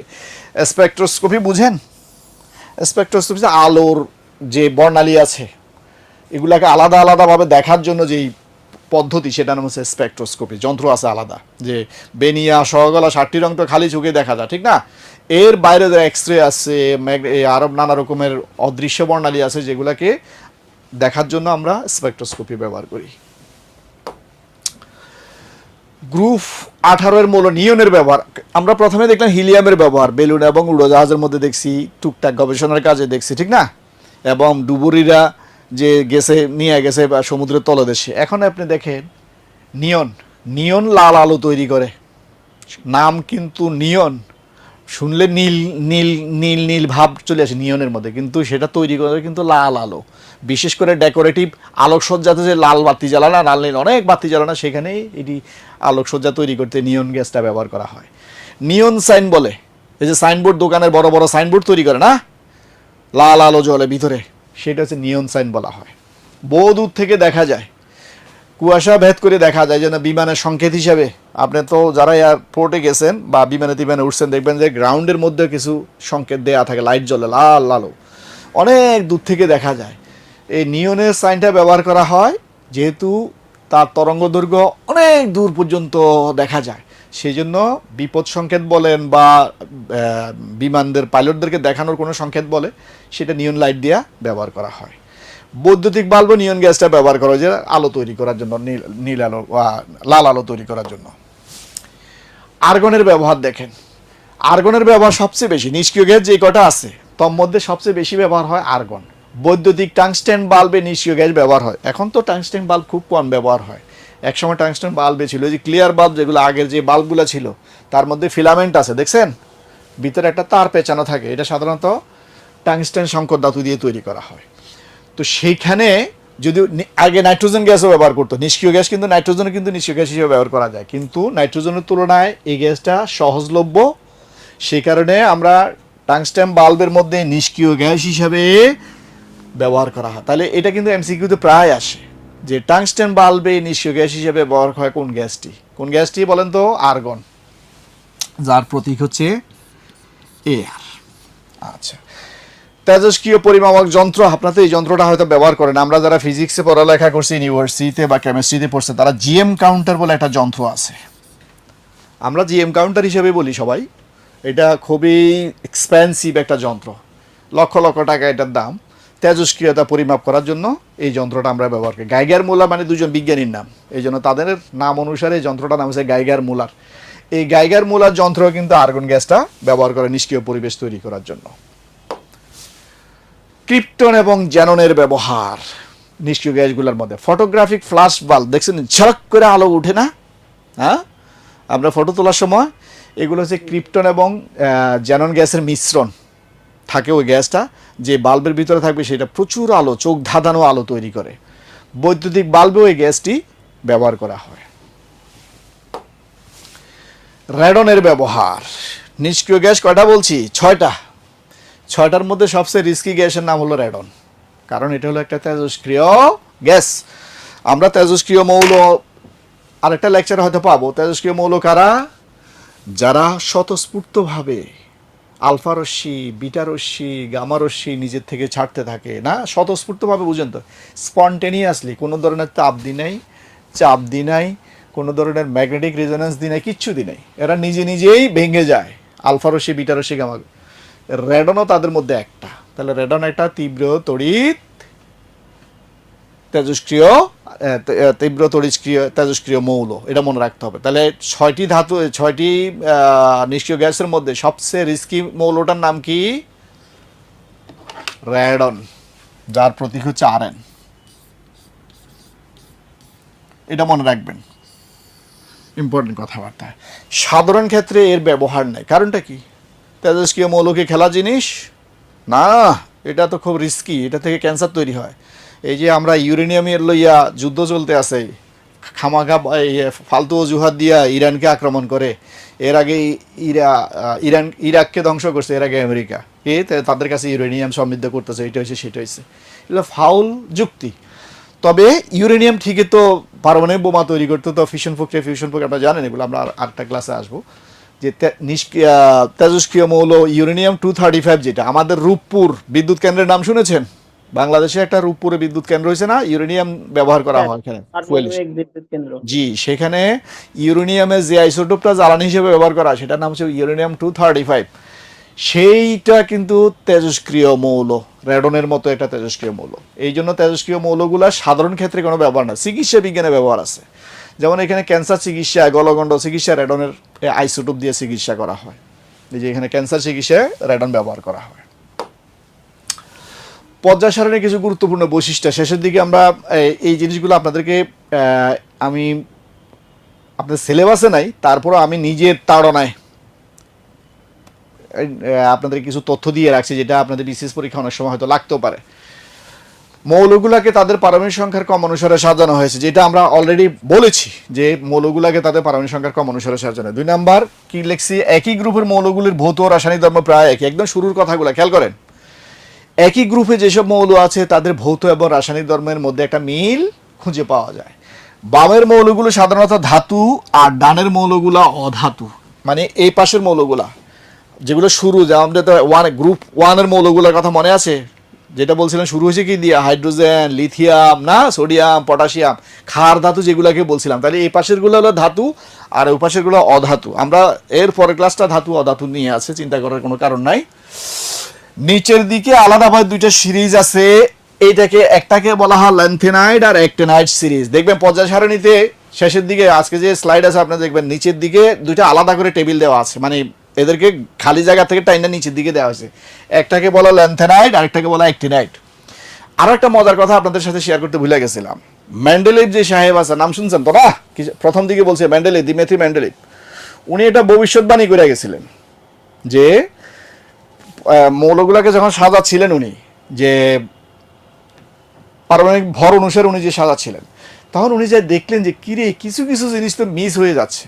যেমন ধরেন আপনি বললো যে আচ্ছা 101 তো পাচ্ছি না খুঁজে, 100 আছে, 101 তাহলে নিশ্চয়ই এক সময় আবিষ্কার হবে। সেই জন্য সে কিছু জায়গা খালি রেখে গেছিলেন, পর্যায় সারণীর মধ্যে কিছু বক্স খালি রেখে গেছে। বলছে ভবিষ্যতে যে সকল মৌল আবিষ্কার হবে তাদেরকে এখানে বসাই দিবেন। পরবর্তীতে কিন্তু এগুলো আবিষ্কার হয়েছে ঠিকই, মেন্ডেলিভের ভবিষ্যৎবাণী ঠিকই সত্য প্রমাণ হয়েছে। বুঝতে পারছেন? এই জিনিসটা আপনাদের জানার জন্য বললাম। বিরল মৃত্তিকা ধাতু বলতে 17টি বিশেষ রাসায়নিক মৌলকে বোঝায়। বিরল মৃত্তিকা, এর বিরল মৃত্তিকা কেন বলা হয় জানেন নাকি? বিরল মৃত্তিকা বলা এর অর্থ এই নয় যে এরা পাওয়া যায় না, স্বর্ণের মতো দুর্লভ না, টাংস্টেনের মতো বা প্লাটিনামের মতো দুর্লভ, সে অর্থে বলা হয় না। বিরল বলা হয়েছে এদেরকে আকরিক থেকে নিষ্কাশন করা, বা যে ঘনত্বে এরা মিশে থাকার কথা সেই ঘনত্বে থাকে না, কম থাকে, এদেরকে নিষ্কাশন করা অনেক টাফ, অনেক এক্সপেন্সিভ, সেই জন্য এগুলাকে বিরল মৃত্তিকা বলা হয়। এরা পর্যায় সারণী 3 নাম্বার গ্রুপ এবং ল্যান্থেনাইড সিরিজের অন্তর্ভুক্ত। 3 নাম বিরল মৃত্তিকা। এখান থেকে এমসিকিউ আসে, বিরল মৃত্তিকা পর্যায় সারণীর কোন পর্যায়ে আছে বলেন তো, কোন গ্রুপে আছে? বলবেন যে এটা 3 নাম্বার গ্রুপে আছে। এবং ল্যান্থেনাইড সিরিজ যেটা বলছেন, একটা হলো অ্যাক্টিনাইড সিরিজ, একটা ল্যান্থেনাইড সিরিজ, তার মধ্যে পড়ে এরা। এরা কোথায় ব্যবহার? আধুনিক ইলেকট্রনিক্স এবং গ্রিন এনার্জি প্রযুক্তিতে এদের গুরুত্ব অপরিসীম। এই যে আমরা ল্যান্থেনাইড সিরিজের কথা বলছি, যে ল্যান্থেনাইড সিরিজের মৌলগুলা আধুনিক স্মার্ট ইলেকট্রনিক্স, মোবাইল ফোনের স্ক্রিন রেজুলেশন বাড়ানোর যে আপনি আজকে উজ্জ্বল স্ক্রিন দেখতে পান, সেটা কিন্তু হলো এই বিরল মৃত্তিকা ধাতুগুলা ব্যবহার করা হয় এখানে। 17টি বিরল মৃত্তিকা মৌলের মধ্যে দেখেন 15টির নাম আমি এখানে বললাম। এই যে প্রথম মৌলটার নাম হলো ল্যান্থেনাম, এগুলা কিন্তু পরে আবিষ্কার হয়েছে। এই যে ল্যান্থেনাম এলে দিয়া, আর লুটেটিয়াম শেষ পর্যন্ত মৌলটার নাম হচ্ছে লুটেটিয়াম। অতিরিক্ত 2টি মৌলের নাম হলো, একটা নাম স্ক্যান্ডিয়াম আর একটা হলো ইট্রিয়াম। এই যে এটা মনে রাখেন, ওয়াই দিয়া ইট্রিয়াম আর ডব্লিউ দিয়া, বলেন তো ডব্লিউ দিয়ে কি? আমি প্রথম দিকে বলছিলাম, কার মনে আছে দেখি, ডব্লিউ দিয়ে কি বলছিলাম? টাংস্টেন। গুড, একজন কারো না কারণে তো মনে আছে। বিরল ধাতু বলার এই যে বলছিলাম যে কেন এদেরকে বিরল বলা হয়, এরা আসলে সোনারূপার মতো বিরল নয়। সোনারূপা যেভাবে কম পাওয়া যায় মাটিতে বা খনিতে, এরা সে অর্থে বিরল নয়। এদেরকে বিরল বলা হয় আকরিকের মধ্যে অত্যন্ত কম ঘনত্বে মিশে থাকে, আর এদেরকে আলাদা করা বা বিশুদ্ধ অবস্থা পাওয়া কঠিন। বিশুদ্ধ করতে গেলে অনেক খরচ হয়, কঠিন। এদের ব্যবহার যেটা অলরেডি বলে ফেলছে, স্মার্টফোন, ল্যাপটপ, স্ক্রিনের উজ্জ্বলতা, ভাইব্রেশন মোটর তৈরি ইত্যাদিতে ব্যবহার করা হয়। দেখে নিয়ে একটু করে। মোটামুটি ভাই পর্যায় সারণীর আপনাদেরকে মাস্টার্স পাস করা নেয় পর্যায় সারণীতে, কিন্তু এমসিকিউর জন্য বা আমাদের সিকিউ প্রশ্নের জন্য টুকটাক যে জ্ঞানটা দরকার, এই 1.5 ঘন্টা চেষ্টা করেছি আপনাদেরকে সেই নলেজটা দেওয়ার জন্য। ঠিক আছে? আপনারা কেউ তো আর কেমিস্ট, আমার সাথে যদি 2-1 জন কেমিস্ট থাকেন তাদের জন্য খুবই প্রাইমারি কথাবার্তা, যারা রসায়নে পড়ালেখা করেছে তাদের জন্য পর্যায় সারণী খুবই কমন একটা জিনিস এবং খুব সাদাসিধে একটা জিনিস, কিন্তু আমরা যারা অন্য ব্যাকগ্রাউন্ডে তাদের জন্য খুব ইম্পর্টেন্ট।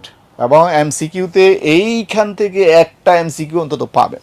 আজকে যা যা পড়াইলাম তার মধ্যে থেকে অন্তত একটা এমসিকিউ আপনারা কমন পাবেন ইনশাল্লাহ। তবে আপনাদেরকে শীট দেওয়া আছে যেটা, সেটা ভালো করে দেখবেন। আর এখন আপনাদের একটা জিনিস বলি, চর্চা করতে হবে। আর অনলাইনে তথ্যের কোনো অভাব নেই। আপনার কোনো একটা জিনিস সন্দেহ হলে সার্চ দিবা। আর এআইয়ের মধ্যে, এআই তো সে তথ্য বিভ্রাট হয়, সাবধান। কিন্তু এআইতে আপনি মনে করেন না যে সব কিছু সার্চ দিলে চলে আসে, যে অনেক কিছু ভুল ভালো আসে। কিন্তু আমি 2-1টা ম্যাথ করাইলেন, দেখলাম যে সব ভুল আনসার করে আসছে। তো এই জন্য খুব সাবধানে তথ্য নেবেন। তথ্যতে প্রচুর আছে, বিভিন্ন উইকিপিডিয়াতে ঢুকবেন। উইকিপিডিয়া তথ্যগুলো কিন্তু বিশুদ্ধ, ওইখানে কোনো ভেজালের সুযোগ নাই। কিন্তু কোচিং সেন্টার নানা স্যাররা নানাভাবে দিয়ে রাখছে, এগুলাতে একটু ভেজাল তেজাল আছে, এই জন্য সাবধানে অনলাইন থেকে জিনিস চাক করে নেবেন। আজকে যে লেকচারটা দিলাম অন্তত এই আমার সেন্সগুলো আপনার কাজে লাগানোর চেষ্টা করবেন। স্লাইড তো আপনাদের দেয়াই থাকবে, আর আপনাদের সাথে একটা ইম্পর্টেন্ট শিট আছে, এই শিটটাতে আমাদের যাবতীয় তথ্যগুলো দেওয়া আছে, ঠিক আছে? আর আজকে যে লেকচারটা নিলাম এর মধ্যে আপনাদের যদি কোনো কোয়ারি থাকে, কোনো কিছু জানার যদি থাকে, please carry on your questions.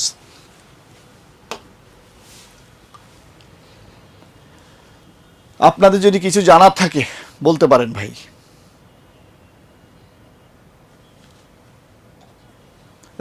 বলছেন ভিডিও গ্রুপে দেওয়া যাবে, হ্যাঁ এটা হয়তো কর্তৃপক্ষ ক্যারিয়ার এটা আপনাদেরকে দিবে, হয়তো লিঙ্ক তো আপনারা নিশ্চয়ই পাইছেন, নিশ্চয়ই ক্লাস করতেছেন, হয়তো ভিডিও হয়তো দিতে পারবেন ওনারা ইচ্ছে করলে। ঠিক আছে ভাই, তো ভালো থাকবেন সবাই, ইনশাল্লাহ হয়তো আরেকদিন দেখা হবে আরেকটি ক্লাসে। ভালো থাকবেন সবাই, সুস্থ থাকবেন, আল্লাহ হাফিজ।